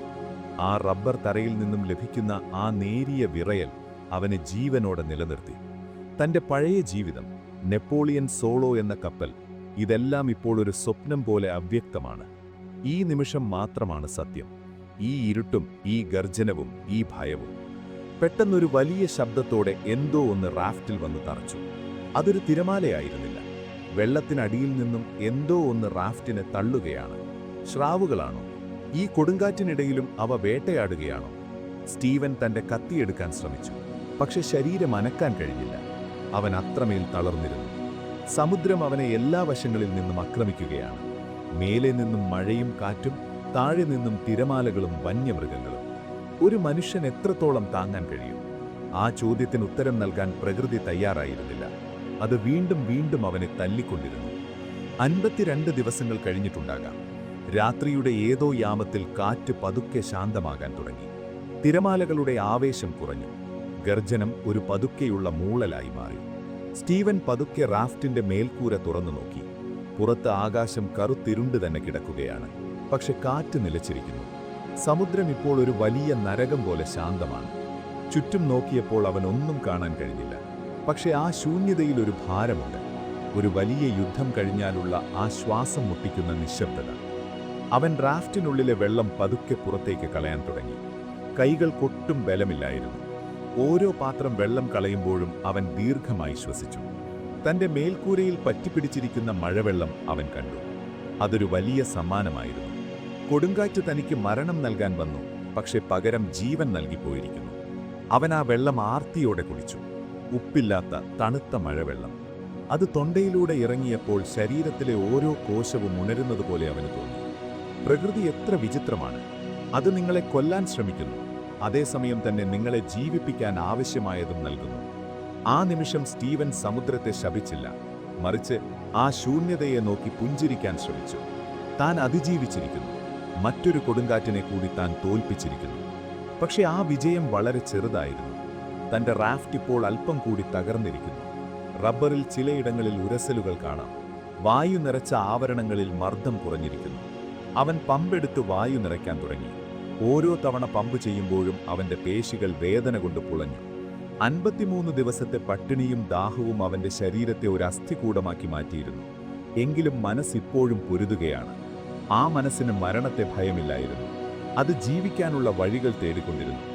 ഈ സമുദ്രത്തിന് തന്നെ തോൽപ്പിക്കാൻ കഴിയില്ലെന്ന് അവൻ ഉറപ്പിച്ചു. നേരം പുലരാൻ തുടങ്ങുന്നു. ചാരനിറത്തിലുള്ള ആകാശത്തിന് താഴെ സമുദ്രം പതുക്കെ തെളിയുകയാണ്. തിരമാലകൾക്കിടയിൽ തന്റെ റാഫ്റ്റ് ഇപ്പോഴും സുരക്ഷിതമായി ഒഴുകുന്നു. സ്റ്റീവൻ ചുറ്റും നോക്കി. തന്റെ കൂടെയുണ്ടായിരുന്ന ഡൊറാഡോ മീനുകളെ കാണാനില്ല. അവ എവിടെ പോയിട്ടുണ്ടാകും? കൊടുങ്കാറ്റിൽ അവയ്ക്ക് എന്തു പറ്റിയിട്ടുണ്ടാകും? തന്റെ ഏക കൂട്ടുകാരെ നഷ്ടപ്പെട്ടതിൽ അവന് ചെറിയൊരു വിഷമം തോന്നി. പക്ഷെ അല്പസമയത്തിനുള്ളിൽ റാഫ്റ്റിന് താഴെ ഒരു ചെറിയ സ്വർണ്ണ നിറം മിന്നിമറഞ്ഞു. അതെ, അവർ തിരിച്ചു വന്നിരിക്കുന്നു. സമുദ്രത്തിലെ അതിജീവിച്ചവർ വീണ്ടും ഒത്തുചേർന്നിരിക്കുന്നു. അവർ വീണ്ടും റാഫ്റ്റിന്റെ തണലിൽ ഒളിച്ചു. സ്റ്റീവൻ ആശ്വാസത്തോടെ ശ്വാസം വിട്ടു. സൂര്യൻ മേഘങ്ങൾക്കിടയിലൂടെ പതുക്കെ പുറത്തേക്ക് വന്നു. അതിന്റെ പ്രകാശം കടൽ വെള്ളത്തിൽ തട്ടി ചിതറുമ്പോൾ അത് ശാന്തമായി തോന്നി. പക്ഷെ ആ ശാന്തതയ്ക്കടിയിൽ വലിയൊരു ഭയം ഒളിഞ്ഞുകിടക്കുന്നുണ്ടെന്ന് സ്റ്റീവൻ അറിഞ്ഞു. ഓരോ തിരമാലയും ഇപ്പോഴും ഒരു മുന്നറിയിപ്പാണ്. സമുദ്രം അടങ്ങിയിട്ടില്ല, അത് വെറുതെ വിശ്രമിക്കുകയാണ്. അടുത്ത ആക്രമണത്തിനായി അത് കരുകൾ നീക്കുകയാണ്. സ്റ്റീവൻ തന്റെ നനഞ്ഞ വസ്ത്രങ്ങൾ വെയിലത്തുണക്കാനിട്ടു. ശരീരം മുഴുവൻ ഉപ്പുവെള്ളം തട്ടി തടിച്ചിരിക്കുന്നു. ഓരോ ചെറിയ ചലനവും കഠിനമായ വേദന നൽകുന്നു. എങ്കിലും അവൻ ആ വേദനയെ സ്നേഹിക്കാൻ പഠിച്ചു. കാരണം വേദനയുണ്ടെങ്കിൽ താൻ ഇന്നും ജീവിച്ചിരിക്കുന്നു എന്നാണല്ലോ അർത്ഥം. നിശബ്ദത വീണ്ടും പരന്നു. സമുദ്രത്തിന്റെ ആ വലിയ ശ്വാസം റാഫ്റ്റിനെ പതുക്കെ ഉയർത്തിത്താഴ്ത്തി. കാറ്റിപ്പോൾ ഒരു തലോടൽ പോലെ മൃദുവാണ്. പക്ഷെ സ്റ്റീവന്റെ ഉള്ളിൽ ആ കൊടുങ്കാറ്റിന്റെ ഗർജനം ഇപ്പോഴും മുഴങ്ങുന്നുണ്ടായിരുന്നു. താൻ എങ്ങോട്ടാണ് പോകുന്നത്? 60 ദിവസങ്ങൾ കഴിയാൻ പോകുന്നു. കര എവിടെയാണ്? ആ ചോദ്യത്തിന് സമുദ്രം മറുപടി നൽകിയില്ല. അത് വെറുതെ ഒഴുകിക്കൊണ്ടിരുന്നു. അനിശ്ചിതത്വത്തിന്റെ ആ നീല ജലപ്പരപ്പിൽ സ്റ്റീവൻ കലഹാൻ എന്ന മനുഷ്യൻ തന്റെ അടുത്ത ദിവസത്തിനായി കാത്തിരുന്നു. ശാന്തമായ കടൽ, വീണ്ടും ആ പഴയ നിശബ്ദത, ശൂന്യതയുടെ ഭാരം. 60 ദിവസങ്ങൾ, എണ്ണാൻ പോലും പ്രയാസമുള്ള അത്രയും ദീർഘമായ നിമിഷങ്ങൾ. സ്റ്റീവൻ തന്റെ റബ്ബർ റാഫ്റ്റിൽ നിശ്ചലനായി കിടന്നു. അവന്റെ ശരീരം ഇപ്പോൾ അവന്റെ നിയന്ത്രണത്തിലല്ല. എല്ലും തോലും മാത്രമായി അവശേഷിച്ച ആ രൂപം ഈ വലിയ സമുദ്രത്തിലെ മറ്റൊരു അവശിഷ്ടം പോലെ തോന്നി. കൈകാലുകൾ അനക്കാൻ ശ്രമിക്കുമ്പോൾ സന്ധികളിൽ നിന്നും തുരുമ്പിച്ച യന്ത്രത്തിന്റെ എന്ന പോലെയുള്ള ശബ്ദം കേൾക്കാം. ചർമ്മം ഉപ്പുവെള്ളം തട്ടി കരിഞ്ഞുണങ്ങി പലയിടങ്ങളിലും പൊട്ടിയൊലിക്കുന്നുണ്ട്. കടൽ വ്രണങ്ങൾ ഇപ്പോൾ അവന്റെ ശരീരത്തിൽ വലിയ ഗർത്തങ്ങൾ ഉണ്ടാക്കിയിരിക്കുന്നു. ഓരോ തവണ ശ്വാസമെടുക്കുമ്പോഴും അവന്റെ വാരിയെല്ലുകൾ ആ നേരിയ ചർമ്മത്തെ തുളച്ചു പുറത്തു വരാൻ ശ്രമിക്കുന്നത് പോലെ തോന്നും. സൂര്യൻ ആകാശത്തിന്റെ മധ്യത്തിൽ വന്നു നിന്ന് തന്നെ ഉറ്റുനോക്കുകയാണെന്ന് അവന് തോന്നി. ആ പ്രകാശത്തിനിപ്പോൾ ഒരു ശബ്ദമുണ്ട്, ഒരു മൂളൽ പോലെ. അത് തലയ്ക്കുള്ളിൽ നിരന്തരം മുഴങ്ങിക്കൊണ്ടിരുന്നു. ദാഹം അവനെ ഭ്രാന്തിന്റെ വക്കിലെത്തിച്ചു. നാക്ക് വീർത്ത് വായിലൊതുങ്ങാത്ത അവസ്ഥ. ഉമിനീർ എന്ന പദം തന്നെ അവൻ മറന്നുപോയിരിക്കുന്നു. സോളാർ സ്റ്റില്ലുകളിൽ നിന്നും ലഭിക്കുന്ന ആ ഏതാനും തുള്ളി വെള്ളം ഇപ്പോൾ അവന്റെ ജീവനെ നിലനിർത്താൻ തികയുന്നില്ല. ബോധം മറയുന്ന നിമിഷങ്ങളിൽ അവൻ വിചിത്രമായ കാഴ്ചകൾ കാണാൻ തുടങ്ങി. അതൊരു മരീചികയല്ല, മറിച്ച് അവന്റെ മനസ്സുണ്ടാക്കുന്ന ഒരു മായാലോകമായിരുന്നു. അവൻ തന്റെ റാഫ്റ്റിനുള്ളിൽ ഒരു വലിയ വിരുന്ന് നടക്കുന്നത് കണ്ടു. തന്റെ പഴയ സുഹൃത്തുക്കൾ എല്ലാവരും അവിടെയുണ്ട്. മേശപ്പുറത്ത് ഐസ് കട്ടകളിട്ട വലിയ ജഗ്ഗുകളിൽ തെളിനീർ നിറച്ചിരിക്കുന്നു. പഴങ്ങളും മാംസവും നിരത്തിവെച്ചിട്ടുണ്ട്. അവരുടെ സംസാരവും ചിരിയും സ്റ്റീവൻ വ്യക്തമായി കേട്ടു. അവൻ ആ ജഗ്ഗിലേക്ക് കൈനീട്ടി. പക്ഷേ അവന്റെ വിരലുകൾ തണുത്ത റബ്ബർ തറയിലാണ് തൊട്ടത്. കണ്ണുകൾ തുറന്നപ്പോൾ മുന്നിൽ അനന്തമായ നീല കടൽ മാത്രം. ആ നിമിഷം അനുഭവപ്പെട്ട നിരാശ മരണത്തേക്കാൾ കഠിനമായിരുന്നു. തന്റെ മനസ്സ് തന്നെ ചതിക്കുകയാണെന്ന് അവൻ തിരിച്ചറിഞ്ഞു. ഈ ഒറ്റപ്പെടൽ അവനെ ഉള്ളിൽ നിന്നും തിന്നു തീർക്കുകയാണ്. റാഫ്റ്റിന്റെ അവസ്ഥയും മോശമായിക്കൊണ്ടിരുന്നു. 60 ദിവസത്തെ ഉപ്പുവെള്ളവും വെയിലുമേറ്റ് റബ്ബർ പലയിടങ്ങളിലും ദുർബലമായിട്ടുണ്ട്. പ്രധാന ട്യൂബുകളിൽ നിന്നും വായു പതുക്കെ ചോരുന്നുണ്ടോ എന്നവൻ സംശയിച്ചു. ഓരോ ഏതാനും മണിക്കൂറുകൾ കൂടുമ്പോഴും അവൻ തന്റെ കൈവശമുള്ള പമ്പെടുത്ത് വായു നിറക്കേണ്ടി വന്നു. അതൊരു വലിയ അധ്വാനമായിരുന്നു. വിറയ്ക്കുന്ന കൈകൾ കൊണ്ട് പമ്പമർത്തുമ്പോൾ അവൻ്റെ ഹൃദയം അതിവേഗം മിടിക്കുന്നു. ഓരോ ശ്വാസവും അവസാനത്തേതാകുമെന്ന് അവൻ കരുതി. എങ്കിലും ആ താളം അവനെ ജീവിപ്പിച്ചു. അമർത്തുക, ശ്വസിക്കുക, പിടിച്ചു നിൽക്കുക. ആ വാക്കുകൾ ഒരു മന്ത്രം പോലെ അവൻ ഉരുവിട്ടു. റാഫ്റ്റിൻ്റെ താഴെ ഇപ്പോഴും ആ ഡോറാഡോ മീനുകളുണ്ട്. അവർ ഇപ്പോൾ അവൻ്റെ കുടുംബാംഗങ്ങളെ പോലെയാണ്. അവർക്കവനോടുള്ള പേടി പാടെ മാറിയിരിക്കുന്നു. അവൻ അവയെ തൊടാൻ പോലും കഴിയുമായിരുന്നു. പക്ഷേ അവയെ പിടിക്കാനുള്ള കരുത്ത് ഇപ്പോൾ അവൻ്റെ കൈകൾക്കില്ല. മീൻപിടുത്ത ചൂണ്ടകൾ റാഫ്റ്റിൻ്റെ മൂലയിൽ തുരുമ്പെടുത്ത് കിടന്നു. വിശപ്പിപ്പോൾ വയറിൽ നിന്നും മാഞ്ഞ് തലച്ചോറിലേക്ക് പടർന്നിരിക്കുന്നു. ചിന്തകൾക്ക് വ്യക്തതയില്ല. താൻ എവിടെയാണെന്നോ ലൊക്കേഷൻ എവിടെയാണെന്നോ അവന് നിശ്ചയമില്ലായിരുന്നു. ഇന്നത്തെ കാലത്തെ പോലെ ഒരു സാറ്റലൈറ്റ് ഫോണോ അല്ലെങ്കിൽ തൻ്റെ സ്ഥാനം കൃത്യമായി കാണിച്ചു തരുന്ന ഒരു GPS സംവിധാനമോ ഉണ്ടായിരുന്നെങ്കിൽ എന്നവൻ വെറുതെ ചിന്തിച്ചു കാണും. ലോകത്തിൻ്റെ കണ്ണുകളിൽ നിന്നും മാഞ്ഞുപോയ ഒരിടത്താണ് താനെന്ന് അവൻ തിരിച്ചറിഞ്ഞു. ഒരു വൈകുന്നേരം ആകാശം ചുവന്നു തുടുത്തപ്പോൾ സമുദ്രത്തിലെ കാറ്റിൻ്റെ മണത്തിലൊരു മാറ്റം അവൻ ശ്രദ്ധിച്ചു. അത് ഉപ്പിൻ്റെ മാത്രം മണമല്ല, അതിലെന്തോ ഒന്ന് കലർന്നിട്ടുണ്ട്. ഉണങ്ങിയ പുല്ലിൻ്റെയോ മണ്ണിൻ്റെയോ മണമോ?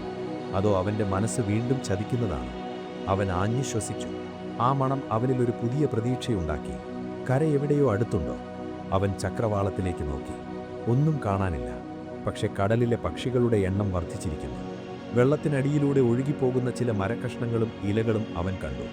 ഇവ കരയിൽ നിന്നും വന്നവയാണ്. സമുദ്രം അവനെ എങ്ങോട്ടാണ് കൊണ്ടുപോകുന്നത്? 59 ദിവസങ്ങൾ കഴിഞ്ഞപ്പോൾ അവൻ മറ്റൊരു കാര്യം കൂടി ശ്രദ്ധിച്ചു. സമുദ്രത്തിൻ്റെ നിറം മാറുന്നു. ആ കടുത്ത നീലനിറം പതുക്കെ ചാരനിറത്തിലേക്കും പച്ചപ്പിലേക്കും മാറുകയാണ്. ആഴം കുറയുന്നതിൻ്റെ ലക്ഷണമാണോ ഇത്? തിരമാലകൾക്കിപ്പോൾ ഒരു പ്രത്യേക വേഗതയുണ്ട്. അവ അവനെ ഒരു നിശ്ചിത ദിശയിലേക്ക് തള്ളിവിടുന്നു. താൻ കരീബിയൻ ദ്വീപുകളോടടുക്കുകയാണോ അതോ ആഫ്രിക്കൻ തീരങ്ങളിലേക്കാണോ ഈ യാത്ര? മാപ്പുകൾ നോക്കാൻ ഇപ്പോൾ അവന് കരുത്തില്ല. തൻ്റെ ശരീരത്തെ ഈ ഒഴുക്കിന് വിട്ടുകൊടുക്കാൻ അവൻ തീരുമാനിച്ചു. പ്രപഞ്ചം തന്നെ എവിടെ എത്തിക്കണമോ അവിടെ എത്തിക്കട്ടെ. രാത്രിയിൽ ഉറങ്ങാൻ ശ്രമിക്കുമ്പോൾ അവൻ കരയിൽ നിന്നുള്ള ശബ്ദങ്ങൾ കേൾക്കാൻ തുടങ്ങി. ദൂരെ എവിടെയോ നായ്ക്കൾ കുരയ്ക്കുന്ന ശബ്ദം, മനുഷ്യരുടെ സംസാരം. അവൻ കണ്ണുകൾ അടച്ച് ആ ശബ്ദങ്ങൾ ആസ്വദിച്ചു. അതൊരു ഭ്രാന്താണെന്ന് അവൻ അറിയാം. എങ്കിലും ആ ശബ്ദങ്ങൾ അവനൊരു താരാട്ടുപോലെ തോന്നി. അവൻ ഒറ്റയ്ക്കല്ല. മനുഷ്യർ ജീവിക്കുന്ന ഒരിടം ദൂരെ എവിടെയോ ഉണ്ട്. അങ്ങോട്ടേക്കുള്ള ദൂരം തൻ്റെ ജീവന്റെ ദൈർഘ്യത്തേക്കാൾ കുറവാണെങ്കിൽ മാത്രം താൻ രക്ഷപ്പെടും. ഓരോ നിമിഷവും അവൻ തൻ്റെ ശ്വാസം എണ്ണിക്കൊണ്ടിരുന്നു. റാഫ്റ്റിൻ്റെ റബ്ബർ തറയിൽ തലചായ്ച്ച് കിടക്കുമ്പോൾ സ്റ്റീവൻ തൻ്റെ ഉള്ളിലെ നിശബ്ദതയുമായി സംസാരിച്ചു. നീ ഇത്രയും ദൂരം വന്നല്ലോ, ഇനി അല്പം കൂടി. അവൻ്റെ വിരലുകൾ റാഫ്റ്റിലെ ഒരു സുഷിരം അടയ്ക്കാൻ ശ്രമിച്ചുകൊണ്ട് ചലിച്ചുകൊണ്ടിരുന്നു. ബോധക്ഷയത്തിൻ്റെ ആഴങ്ങളിലേക്ക് അവൻ പതുക്കെ വീഴാൻ തുടങ്ങി. പുറത്ത് സമുദ്രം ശാന്തമായി ഒഴുകുകയാണ്. ചന്ദ്രൻ ആകാശത്തൊരു വെള്ളി നാണയം പോലെ തിളങ്ങുന്നു. ആ വെളിച്ചം കടൽ വെള്ളത്തിൽ പതിക്കുമ്പോഴുണ്ടായ ആ തിളക്കം സ്റ്റീവന്റെ മങ്ങിക്കൊണ്ടിരുന്ന കണ്ണുകളിൽ ഒരു പ്രതീക്ഷയുടെ മിന്നലുണ്ടാക്കി. ദാഹം വീണ്ടും അവനെ തട്ടിയുണർത്തി. തൊണ്ടയിലെ ആ കത്തുന്ന വേദന. പക്ഷെ അവൻ കരഞ്ഞില്ല. അവൻ്റെ ഉള്ളിലെ ആ പോരാളി ഇപ്പോഴും തോറ്റുകൊടുത്തിട്ടില്ല. ഈ സമുദ്രത്തിന് തന്നെ വിഴുങ്ങാൻ കഴിയില്ലെന്ന് അവൻ ഉറച്ചു വിശ്വസിച്ചു.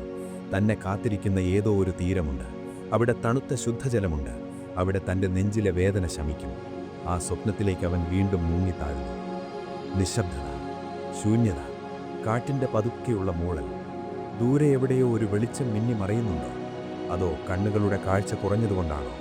അവൻ ആ വെളിച്ചത്തിലേക്ക് ഉറ്റുനോക്കി. അത് നക്ഷത്രമല്ല, അത് താഴ്ന്നു നിൽക്കുന്ന ഒരു വെളിച്ചമാണ്.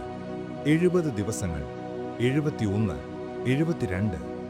സമയത്തിൻ്റെ കണക്കുകൾ സ്റ്റീവന്റെ മസ്തിഷ്കത്തിൽ ഇപ്പോൾ വെറുമൊരു മങ്ങിയ വരകൾ മാത്രമാണ്. ഓരോ പുലർച്ചെയും അവൻ തൻ്റെ ചെറിയ കത്തി ഉപയോഗിച്ച് റബ്ബർ തോണിയുടെ വശത്ത് ഒരു അടയാളമിടാൻ ശ്രമിക്കും. പക്ഷേ ആ അടയാളങ്ങൾ പോലും ഇപ്പോൾ അവ്യക്തമായിരിക്കുന്നു. 75-ാം ദിവസം പിറക്കുമ്പോൾ സ്റ്റീവൻ തൻ്റെ കണ്ണുകൾ പതുക്കെ തുറന്നു. അതൊരു വലിയ അധ്വാനമായിരുന്നു. കൺപോളകൾ ഉപ്പുവെള്ളം തട്ടി പരസ്പരം പറ്റിപ്പിടിച്ചിരിക്കുന്നു. അത് വേർപെടുത്തുമ്പോൾ ഉണ്ടാകുന്ന നീറ്റൽ അവൻ ശീലിച്ചു കഴിഞ്ഞു. ചുറ്റും നോക്കിയപ്പോൾ ആ പഴയ നീല നിറം മാറിയിരിക്കുന്നു. സമുദ്രം ഇപ്പോൾ ഒരു ഇരുണ്ട പച്ച നിറത്തിലേക്ക് വഴിമാറിയിരിക്കുന്നു. ആ മാറ്റം അവൻ്റെ ഉള്ളിൽ ഒരു ചെറിയ മിന്നൽ പിണറുണ്ടാക്കി. ആഴക്കടലിലെ ആ അഗാധമായ നീലിമയല്ല ഇത്. ഇത് കരയുടെ സാമീപ്യം വിളിച്ചോതുന്ന പച്ചപ്പാണ്. ആ വെളിച്ചം, കഴിഞ്ഞ രാത്രി അവൻ കണ്ട ആ ചെറിയ വെളിച്ചം, അത് നക്ഷത്രമായിരുന്നില്ല. അതൊരു കപ്പലിൻ്റെ വെളിച്ചവുമായിരുന്നില്ല. അത് ദൂരെ എവിടെയോ ഉറച്ചു നിൽക്കുന്ന ഒരു വെളിച്ചമായിരുന്നു. ഒരു ലൈറ്റ് ഹൗസോ അല്ലെങ്കിൽ കരയിലെ ഏതെങ്കിലും കെട്ടിടത്തിലെ വെളിച്ചമോ ആയിരിക്കാം അത്. സ്റ്റീവൻ തൻ്റെ വിറയ്ക്കുന്ന കൈകൾ കൊണ്ട് കണ്ണുകൾ തുടച്ചു. ചക്രവാളത്തിൽ ഇപ്പോൾ മഞ്ഞുരുകുന്നതുപോലെ പുകമറ പടർന്നു കിടക്കുന്നു. പക്ഷേ ആ പുകമറയ്ക്കപ്പുറം എന്തോ ഒന്ന് ഒളിഞ്ഞിരിപ്പുണ്ടെന്ന് അവൻ്റെ നാവികൻ്റെ ഉൾബുദ്ധി പറഞ്ഞു. പണ്ട് നെപ്പോളിയൻ സോളോയിൽ യാത്ര ചെയ്യുമ്പോൾ കണ്ടിട്ടുള്ള ആ ആത്മവിശ്വാസം അവനിൽ മടങ്ങിവന്നു. താൻ എവിടെയാണെന്ന് ലോകത്തിനറിയില്ലായിരിക്കാം. ഒരു സാറ്റലൈറ്റ് സിഗ്നലോ GPS സംവിധാനമോ ഇല്ലാത്ത ഈ കാലത്ത് തൻ്റെ ലൊക്കേഷൻ ഒരു നിഗൂഢതയായി തുടരുകയാണ്. പക്ഷേ ഈ സമുദ്രം തന്നെ എവിടെയോ എത്തിച്ചിരിക്കുന്നു. സമുദ്രത്തിലെ പക്ഷികളുടെ എണ്ണം ഇപ്പോൾ വർദ്ധിച്ചിട്ടുണ്ട്. കടൽക്കാക്കകളും ചെറിയ നീർപക്ഷികളും റാഫ്റ്റിന് ചുറ്റും വട്ടം ചുറ്റുന്നു. അവയുടെ കരച്ചിൽ സ്റ്റീവന് ഒരു സംഗീതം പോലെ തോന്നി. 76 ദിവസമായി അവനൊരു മനുഷ്യ ശബ്ദം കേട്ടിട്ട്. പക്ഷികളുടെ ഈ കരച്ചിൽ പോലും ജീവന്റെ വലിയൊരു ലക്ഷണമാണ്. വെള്ളത്തിനു മുകളിൽ ചില മരച്ചില്ലകളും ഉണങ്ങിയ നാളികേരങ്ങളും ഒഴുകി നടക്കുന്നത് അവൻ കണ്ടു. അവൻ ഒരു മരച്ചില്ല കയ്യിലെടുത്തു. അതിലിപ്പോഴും പച്ചപ്പിന്റെ അംശമുണ്ടായിരുന്നു. അതൊരു മരീചികയല്ല. ആയിരക്കണക്കിന് മൈലുകൾക്കപ്പുറം താൻ തേടി അലഞ്ഞ ആ കര ഇതാ തൻ്റെ വിരൽത്തുമ്പിലെത്തിയിരിക്കുന്നു. സ്റ്റീവൻ ആ മരച്ചില്ല തൻ്റെ നെഞ്ചോട് ചേർത്ത് പിടിച്ചു. മണ്ണിൻ്റെ ആ മണം, ഉപ്പുകാറ്റിനിടയിലൂടെ ആർദ്രമായ മണ്ണിൻ്റെയും പുല്ലിൻ്റെയും ഗന്ധം അവൻ്റെ നാസാരന്ധ്രങ്ങളിലേക്ക് ഇരച്ചു കയറി. തൻ്റെ റബ്ബർ റാഫ്റ്റായ ഡക്കി ഇപ്പോൾ അന്ത്യശ്വാസം വലിച്ചുകൊണ്ടിരിക്കുകയാണ്. കഴിഞ്ഞ 76 ദിവസത്തെ പീഡനങ്ങൾ ഏറ്റുവാങ്ങി ആ റബ്ബർ ഭിത്തികൾ ആകെ തകർന്നിരിക്കുന്നു. പ്രധാന ട്യൂബുകളിൽ വായു നിലനിൽക്കുന്നില്ല. ഓരോ അരമണിക്കൂറിലും സ്റ്റീവൻ പമ്പെടുത്ത് വായു നിറയ്ക്കേണ്ടി വരുന്നു. പേശികൾ തീരെയില്ലാത്ത അവൻ്റെ കൈകൾ ആ പമ്പ് അമർത്തുമ്പോൾ വേദന കൊണ്ട് വിറയ്ക്കുന്നുണ്ടായിരുന്നു. പക്ഷേ ആ വേദന അവനെ തളർത്തിയില്ല. ഇനി അല്പം കൂടി സ്റ്റീവൻ, ഇനി അല്പം കൂടി, അവൻ തന്നോട് തന്നെ മന്ത്രിച്ചു. ആ വാക്കുകൾക്കിപ്പോൾ ഒരു പുതിയ ജീവനുണ്ട്. ദൂരെയതാ പുകമറയ്ക്കപ്പുറം ഒരു കറുത്ത വര തെളിഞ്ഞു വരുന്നു. അതൊരു മേഘമല്ല, അതൊരു നിഴലല്ല, അതൊരു കരയാണ്. സ്റ്റീവൻ തൻ്റെ റാഫ്റ്റിൽ മുട്ടുകുത്തി എഴുന്നേൽക്കാൻ ശ്രമിച്ചു. റാഫ്റ്റ് ആടിയുലഞ്ഞു. അവൻ തൻ്റെ വിരലുകൾക്ക് മുകളിൽ തണൽ പിടിച്ചു. ദൂരെ പച്ച നിറത്തിലുള്ള കുന്നുകൾ, തെങ്ങിൻ തോപ്പുകൾ, വെള്ള നിറത്തിലുള്ള തിരമാലകൾ കരയിൽ വന്ന് തല്ലുന്ന ആ കാഴ്ച, അതൊരു സ്വപ്നമാണോ എന്നവൻ ഭയന്നു. പലപ്പോഴും ഇങ്ങനെയുള്ള കാഴ്ചകൾ കണ്ട് അവൻ നിരാശനായിട്ടുണ്ട്. പക്ഷേ ഇത്തവണ ശബ്ദം വ്യത്യസ്തമാണ്. സമുദ്രത്തിൻ്റെ ആഴക്കടലിലെ ഇരമ്പലല്ല അത്. തിരമാലകൾ കരയിലെ മണലിൽ വന്ന് ചീറ്റുന്ന ആ പ്രത്യേക ശബ്ദം. ആ ശബ്ദം അവൻ്റെ കാതുകളിൽ ഒരു വലിയ ആശ്വാസമായി പടർന്നു. താൻ മരിക്കാൻ പോകുകയല്ല, താൻ തിരിച്ചു വരികയാണ്. ഈ 76 ദിവസത്തിനുള്ളിൽ സമുദ്രം അവനെ ഒരുപാട് കാര്യങ്ങൾ പഠിപ്പിച്ചു. വിശപ്പും ദാഹവും ഏകാന്തതയും ഒരു മനുഷ്യനെ എങ്ങനെ മാറ്റുമെന്ന് അവൻ അറിഞ്ഞു. തൻ്റെ ശരീരം ഒരു അസ്ഥികൂടമായി മാറിയെങ്കിലും മനസ്സ് ഒരു വജ്രം പോലെ ഉറപ്പുള്ളതായിരിക്കുന്നു. സമുദ്രം തന്നെ വിഴുങ്ങാൻ ശ്രമിച്ചു, പക്ഷേ അവൻ അതിൻ്റെ ആത്മാവിനെ തൊട്ടറിഞ്ഞു. ദൂരെ ഒരു ചെറിയ ബോട്ട് വരുന്നത് അവൻ കണ്ടു. ഒരു മത്സ്യബന്ധന ബോട്ട്. സ്റ്റീവൻ തൻ്റെ കയ്യിലുള്ള ഒരു ചെറിയ തുണിക്കഷ്ണം വായുവിൽ വീശാൻ ശ്രമിച്ചു. അവൻ്റെ കൈകൾക്ക് കരുത്തില്ലായിരുന്നു. എങ്കിലും അവൻ ആഞ്ഞു വീശി. എന്നെ കാണൂ, ഞാൻ ഇവിടെയുണ്ട്. അവൻ്റെ ശബ്ദം പുറത്തേക്ക് വന്നില്ല. തൊണ്ടയിൽ ഉമിനീരില്ലാത്തതിനാൽ ആ ശബ്ദം ഒരു മൂലലായി ഒതുങ്ങി. ആ ബോട്ട് പതുക്കെ അടുത്തേക്ക് വരികയാണ്. അതിൽ മനുഷ്യരുണ്ട്. മനുഷ്യർ. അവരുടെ വസ്ത്രങ്ങളുടെ നിറം, അവരുടെ സംസാരത്തിൻ്റെ താളം. സ്റ്റീവൻ വിറയ്ക്കുന്ന കൈകൾ റാഫ്റ്റിൻ്റെ വശങ്ങളിൽ അമർത്തിപ്പിടിച്ചു. തൻ്റെ കൂടെയുണ്ടായിരുന്ന ഡൊറാഡോ മീനുകൾ റാഫ്റ്റിന് താഴെ അവസാനമായി ഒരു വട്ടം കൂടി നീന്തി. താൻ ഈ സമുദ്രം വിട്ടുപോകുകയാണെന്ന് അവയ്ക്കറിയാമായിരിക്കുമോ? അവർ തൻ്റെ ജീവൻ നിലനിർത്തിയവരാണ്. അവർ തൻ്റെ കൂട്ടുകാരാണ്. സ്റ്റീവൻ ആ മീനുകളെ നോക്കി ഒരു ചെറിയ പുഞ്ചിരി നൽകി. കരയോടടുക്കുമ്പോൾ സമുദ്രം കൂടുതൽ പ്രക്ഷുബ്ധമായി. തിരമാലകൾ റാഫ്റ്റിനെ ഉയർത്തി കരയിലേക്ക് എറിയാൻ ശ്രമിച്ചു. ഭൂമി പതുക്കെ അടുത്തെത്തുകയാണ്. മരങ്ങളുടെ പച്ചപ്പിപ്പോൾ വ്യക്തമായി കാണാനാകുന്നു. വെളുത്ത മണൽത്തരികൾ സൂര്യപ്രകാശത്തിൽ തിളങ്ങുന്നു. സ്റ്റീവൻ തൻ്റെ കണ്ണുകൾ അടച്ചു. 76 ദിവസത്തെ ആ വലിയ യാത്ര അവസാനിക്കുകയാണ്. അറ്റ്ലാന്റിക് സമുദ്രത്തിൻ്റെ ആഴങ്ങളിൽ നിന്നും ഒരു മനുഷ്യൻ മടങ്ങി വരികയാണ്. മരണത്തെ മുഖാമുഖം കണ്ട ഷാർക്കുകളോടും കൊടുങ്കാറ്റിനോടും പോരാടിയ സ്റ്റീവൻ കാലഹാൻ എന്ന നാവികൻ ഇതാ തൻ്റെ ലക്ഷ്യത്തിലെത്തിയിരിക്കുന്നു. തൻ്റെ മുന്നിലുള്ളത് കരീബിയൻ ദ്വീപുകളിലെ മരിയ ഗലാൻഡെ എന്ന തീരമാണെന്ന് അവന് പിന്നീട് മനസ്സിലാകുമായിരിക്കും. പക്ഷേ ഇപ്പോൾ അവനെ സംബന്ധിച്ചിടത്തോളം അത് വെറുമൊരു കരയല്ല, അത് ജീവിതമാണ്. ബോട്ടിപ്പോൾ റാഫ്റ്റിന് തൊട്ടടുത്തെത്തിക്കഴിഞ്ഞു. അതിലുള്ള മനുഷ്യരുടെ മുഖങ്ങൾ സ്റ്റീവൻ കണ്ടു. അവർ അത്ഭുതത്തോടും ഭീതിയോടും കൂടി ആ ചെറിയ റബ്ബർ തോണിയെ നോക്കി. അതിനുള്ളിൽ മരിച്ചുവെന്ന് തോന്നിക്കുന്ന ഒരു മനുഷ്യരൂപം. സ്റ്റീവൻ തൻ്റെ കൈ പതുക്കെ ഉയർത്തി. അവരിലൊരാൾ റാഫ്റ്റിലേക്ക് ചാടിയിറങ്ങി. ആ മനുഷ്യൻ്റെ കൈ സ്റ്റീവൻ്റെ തോളിൽ തൊട്ടപ്പോൾ അവൻ ആ തണുപ്പറിഞ്ഞു. ഒരു മനുഷ്യൻ്റെ സ്പർശനം. എത്രയോ കാലത്തിനു ശേഷം മറ്റൊരു ജീവന്റെ സാന്നിധ്യം. ആ സ്പർശനത്തിൽ സ്റ്റീവന്റെ ഉള്ളിലെ ആ കടുപ്പമേറിയ മതിൽ തകർന്നു വീണു. അവനൊന്നും പറഞ്ഞില്ല. പക്ഷേ അവൻ്റെ കണ്ണുകളിൽ നിന്നും ഒരു തുള്ളി വെള്ളം പുറത്തേക്ക് വന്നു. അത് ഉപ്പുവെള്ളമായിരുന്നില്ല, അത് ആശ്വാസത്തിൻ്റെ തെളിനീരായിരുന്നു. തിരമാലകൾ പതുക്കെ ശാന്തമാകുന്നു. സമുദ്രം അതിൻ്റെ ഈ പുതിയ അതിഥിയെ കരയിലേക്ക് വിട്ടുകൊടുക്കാൻ തയ്യാറെടുക്കുകയാണ്. കാറ്റ് പതുക്കെ വീശുന്നു. ആകാശത്ത് പക്ഷികൾ പാടുന്നു. സമുദ്രത്തിലെ ആ വലിയ യുദ്ധം അവസാനിച്ചു. നിശബ്ദത. പക്ഷേ ഈ നിശബ്ദതയ്ക്ക് ഒരു പ്രത്യേക താളമുണ്ട്. അത് ജീവിതത്തിൻ്റെ താളമാണ്. സ്റ്റീവൻ പതുക്കെ ബോട്ടിനുള്ളിലേക്ക് ഉയർത്തപ്പെട്ടു. തൻ്റെ റബ്ബർ റാഫ്റ്റായ ഡക്കി പതുക്കെ കടലിൽ ഒഴുകി മാറുന്നത് അവൻ കണ്ടു. അവൻ്റെ ഏക കൂട്ടാളി. അവൻ കണ്ണുകൾ അടച്ചു. കാറ്റിൻ്റെയും സമുദ്രത്തിൻ്റെയും ശബ്ദം പതുക്കെ അകന്നുപോയി. പകരമായി ആ വലിയ കരയുടെ നിശബ്ദത അവനെ പുണർന്നു. നിശബ്ദത, ശാന്തത, ഒരു യുഗത്തിൻ്റെ അവസാനം. 77 ദിവസങ്ങൾ. ആ വലിയ അക്കം സ്റ്റീവന്റെ ഉള്ളിൽ ഒരു നിശബ്ദമായ സ്ഫോടനം പോലെ മുഴങ്ങി. മത്സ്യത്തൊഴിലാളികളുടെ ബോട്ടിലേക്ക് അവനെ എടുത്തുയർത്തിയപ്പോൾ തന്റെ ശരീരം ഒരു ഭാരമേ അല്ലെന്ന് അവൻ വേദനയോടെ തിരിച്ചറിഞ്ഞു. മാംസമില്ലാത്ത വെറും അസ്ഥികൾ മാത്രമുള്ള ആ രൂപം അവരുടെ കൈകളിൽ ഒരു ഉണങ്ങിയ മരക്കഷ്ണം പോലെ ഭാരമില്ലാത്തതായിരുന്നു. അവൻ ബോട്ടിന്റെ തടിയിൽ തീർത്ത തറയിൽ കിടന്നു. 76 ദിവസമായി തന്റെ ശരീരത്തിന് കീഴിൽ അനുഭവപ്പെട്ട ആ വഴക്കമുള്ള റബ്ബറിന് പകരം ഇപ്പോൾ ദൃഢമായ അനങ്ങാത്ത തടിപ്പലകകൾ. ആ മാറ്റം അവനിൽ ഒരുതരം തലകറക്കമുണ്ടാക്കി. കപ്പലിൽ നിന്നും കരയിലേക്ക് ഇറങ്ങുമ്പോഴുണ്ടാകുന്ന ആ സീ ലോഗ്ഡ് എന്ന അവസ്ഥ അവനെ ഒരു നിമിഷം തളർത്തി. സമുദ്രം ഇപ്പോഴും തന്റെ ശരീരത്തെ ആട്ടിക്കൊണ്ടിരിക്കുകയാണെന്ന് അവൻ വെറുതെ കരുതി. ആ കരീബിയൻ മത്സ്യത്തൊഴിലാളികൾ അവനോട് എന്തൊക്കെയോ ചോദിക്കുന്നുണ്ടായിരുന്നു. പക്ഷേ ആ ശബ്ദങ്ങൾ ദൂരെ എവിടെയോ ഉള്ള ഒരു മൂളലായി മാത്രമേ സ്റ്റീവന് കേൾക്കാൻ കഴിഞ്ഞുള്ളൂ. താൻ അവസാനമായി ഒരു മനുഷ്യ ശബ്ദം കേട്ടിട്ട് മാസങ്ങളായിരിക്കുന്നു. ആ ശബ്ദങ്ങൾ ഇപ്പോൾ അവന് അപരിചിതമാണ്. അവൻ തൻ്റെ കണ്ണുകൾ പതുക്കെ തുറന്നു. അവരിലൊരാൾ ഒരു കുപ്പി വെള്ളം അവൻ്റെ ചുണ്ടുകളിലേക്ക് അടുപ്പിച്ചു. സ്റ്റീവൻ അത് നോക്കി നിന്നു. ഉപ്പില്ലാത്ത, കത്തുന്ന ചൂടില്ലാത്ത, തെളിഞ്ഞ ശുദ്ധജലം. അവനൊരു ചെറിയ തുള്ളി നാവിലേക്കെടുത്തു. 76 ദിവസമായി തൻ്റെ തൊണ്ട ചുട്ടുപൊള്ളിച്ചിരുന്ന ആ അഗ്നി പതുക്കെ അണയുന്നത് അവൻ അറിഞ്ഞു. ഓരോ തുള്ളി വെള്ളവും ശരീരത്തിൻ്റെ ഓരോ കോശത്തിലേക്കും ജീവന്റെ അമൃതമായി പടരുകയായിരുന്നു. ആ നിമിഷമുണ്ടായ സന്തോഷം വിവരിക്കാൻ ഈ ലോകത്തിലെ ഒരു ഭാഷയ്ക്കും കഴിയില്ലെന്ന് അവൻ തിരിച്ചറിഞ്ഞു. ലോകത്തിലെ ഏറ്റവും വലിയ ആഡംബരം ഒരു ഗ്ലാസ് ശുദ്ധജലമാണെന്ന് സമുദ്രം അവനെ പഠിപ്പിച്ചു കഴിഞ്ഞിരുന്നു. ബോട്ട് പതുക്കെ കരയിലേക്കടുത്തു. മരിയ ഗലാന്തെ എന്ന ആ ചെറിയ ദ്വീപിന്റെ തീരത്ത് തിരമാലകൾ പതുക്കെ വന്ന് തല്ലുന്നു. ബോട്ടിൽ നിന്നും അവനെ ഓരോരുത്തരായി എടുത്തുയർത്തി മണലിലേക്ക് കിടത്തി.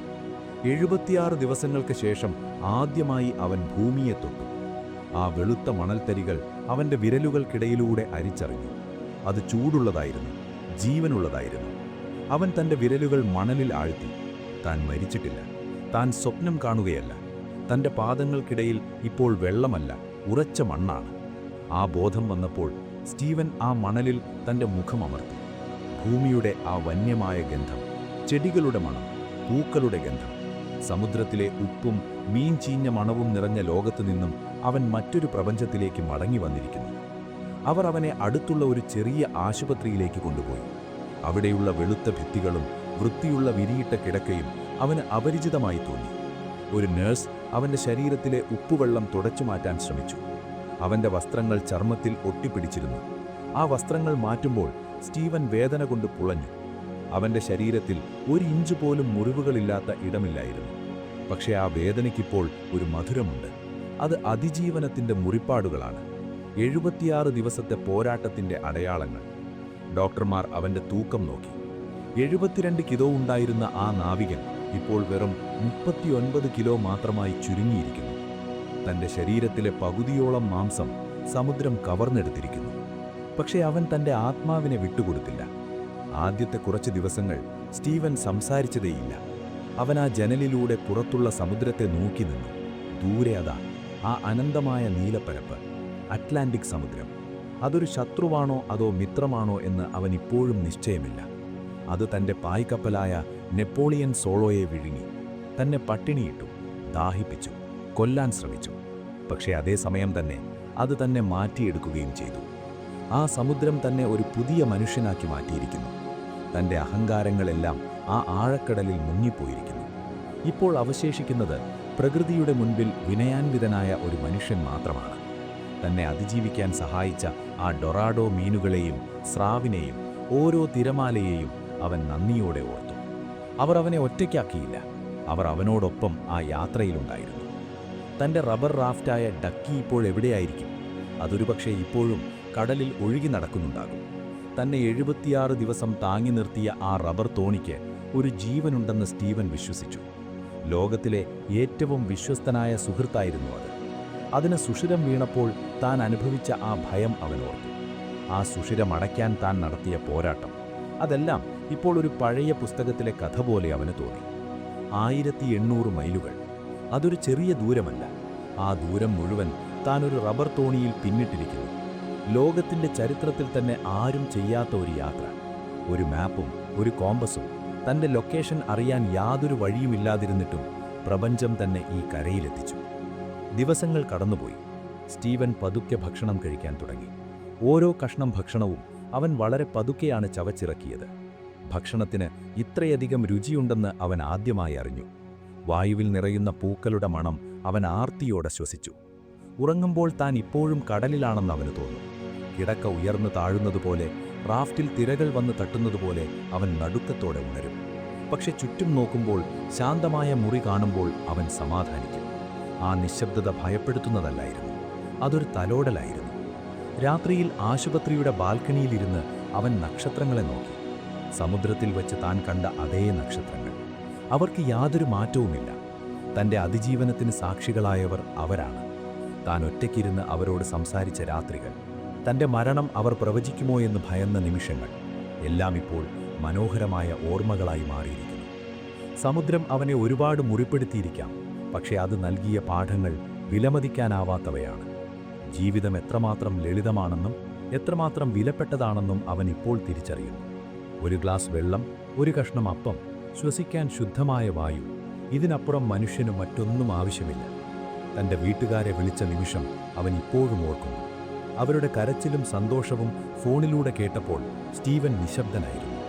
താൻ മരിച്ചുപോയി എന്ന് അവർ ഉറപ്പിച്ചു കഴിഞ്ഞിരുന്നു. 76 ദിവസമായി താൻ ഒരു വലിയ കടലിന് നടുവിൽ പൊരുതുകയാണെന്ന് അവർക്ക് വിശ്വസിക്കാൻ കഴിഞ്ഞില്ല. താൻ മടങ്ങി വന്നിരിക്കുന്നു. മരണത്തിൻ്റെ വായിൽ നിന്നും അത്ഭുതകരമായി രക്ഷപ്പെട്ട് അവൻ ജീവിതത്തിലേക്ക് തിരിച്ചു നടന്നിരിക്കുന്നു. ഇനി അവൻ പഴയ സ്റ്റീവനല്ല, അവൻ സമുദ്രത്തിൻ്റെ പുത്രനാണ്. സമുദ്രത്തിൻ്റെ ഓരോ ചലനവും തൻ്റെ രക്തത്തിൽ അലിഞ്ഞു ചേർന്നിരിക്കുന്നു എന്നവൻ അറിയാമായിരുന്നു. ആശുപത്രിയിൽ നിന്നും ഡിസ്ചാർജായി അവൻ പുറത്തു വന്നപ്പോൾ ഒരു കാറ്റ് വന്ന് അവനെ പുണഞ്ഞു. അത് ഉപ്പുകാറ്റായിരുന്നു, സമുദ്രത്തിൽ നിന്നും വരുന്ന ആ പഴയ കാറ്റ്. അവൻ ആ കാറ്റിലേക്ക് നോക്കിയൊന്ന് പുഞ്ചിരിച്ചു. സമുദ്രം തന്നെ യാത്രയാക്കുകയാണെന്ന് അവന് തോന്നി. "നീ ജയിച്ചിരിക്കുന്നു സ്റ്റീവൻ" എന്ന് കാറ്റ് അവൻ്റെ കാതിൽ മന്ത്രിച്ചു. അവൻ പതുക്കെ മുന്നോട്ട് നടന്നു. കാലുകൾ മണ്ണിൽ ഉറച്ചു നിൽക്കുന്നു. ഭൂമിയുടെ ആ ദൃഢത അവനൊരു സുരക്ഷിതത്വം നൽകി. താൻ നിർമ്മിക്കാൻ പോകുന്ന അടുത്ത കപ്പലിനെക്കുറിച്ച് അവൻ ചിന്തിച്ചു കാണും. പക്ഷേ ഇത്തവണ കപ്പൽ വെറുമൊരു വാഹനമായിരിക്കില്ല, അത് സമുദ്രത്തോടുള്ള തൻ്റെ ബഹുമാനത്തിൻ്റെ അടയാളമായിരിക്കും. സന്ധ്യയാകുന്നു. കരീബിയൻ കടൽ ചുവന്ന നിറത്തിൽ തിളങ്ങുകയാണ്. തിരമാലകൾ പതുക്കെ കരയിൽ വന്ന് അലിഞ്ഞു ചേരുന്നു. ആ വലിയ അറ്റ്ലാന്റിക് സമുദ്രം ദൂരെ ശാന്തമായി ശ്വസിക്കുന്നു. അതിനുള്ളിൽ ആയിരക്കണക്കിന് രഹസ്യങ്ങൾ ഇപ്പോഴും ഒളിഞ്ഞിരിപ്പുണ്ട്. സ്റ്റീവൻ കാലഹാൻ്റെ കഥ അതിലൊന്നു മാത്രമാണ്. അതിജീവനത്തിൻ്റെ, പട്ടിണിയുടെ, ദാഹത്തിൻ്റെ, മനുഷ്യ മനസ്സിൻ്റെ തോൽക്കാൻ തയ്യാറാവാത്ത വാശിയുടെ. ഈ കഥ ഇവിടെ അവസാനിക്കുകയല്ല, മറിച്ച് ഓരോ മനുഷ്യൻ്റെയും ഉള്ളിൽ ഒരു പുതിയ വെളിച്ചമായി മാറുകയാണ്. നിശബ്ദത വീണ്ടും പരക്കുന്നു. പക്ഷേ ഈ നിശബ്ദതയിൽ ഇപ്പോൾ ഭയമില്ല, അതിലൊരു വലിയ ആശ്വാസമുണ്ട്. സമുദ്രത്തിൻ്റെ ആഴങ്ങളിൽ നിന്നും കരയിലേക്കുള്ള ഈ യാത്ര പൂർത്തിയായിരിക്കുന്നു. കാറ്റ് പതുക്കെ നിലച്ചു. തിരമാലകൾ മൃദുവായി മണലിൽ തട്ടി. ലോകം വീണ്ടും ശാന്തമായി. 76 ദിവസങ്ങൾ, ഒരാൾ, ഒരു റബ്ബർ റാഫ്റ്റ്, അനന്തമായ സമുദ്രം. ഇപ്പോൾ സമാധാനം മാത്രം, നിശബ്ദത, ശൂന്യത, ശാന്തമായ ഒരന്ത്യം.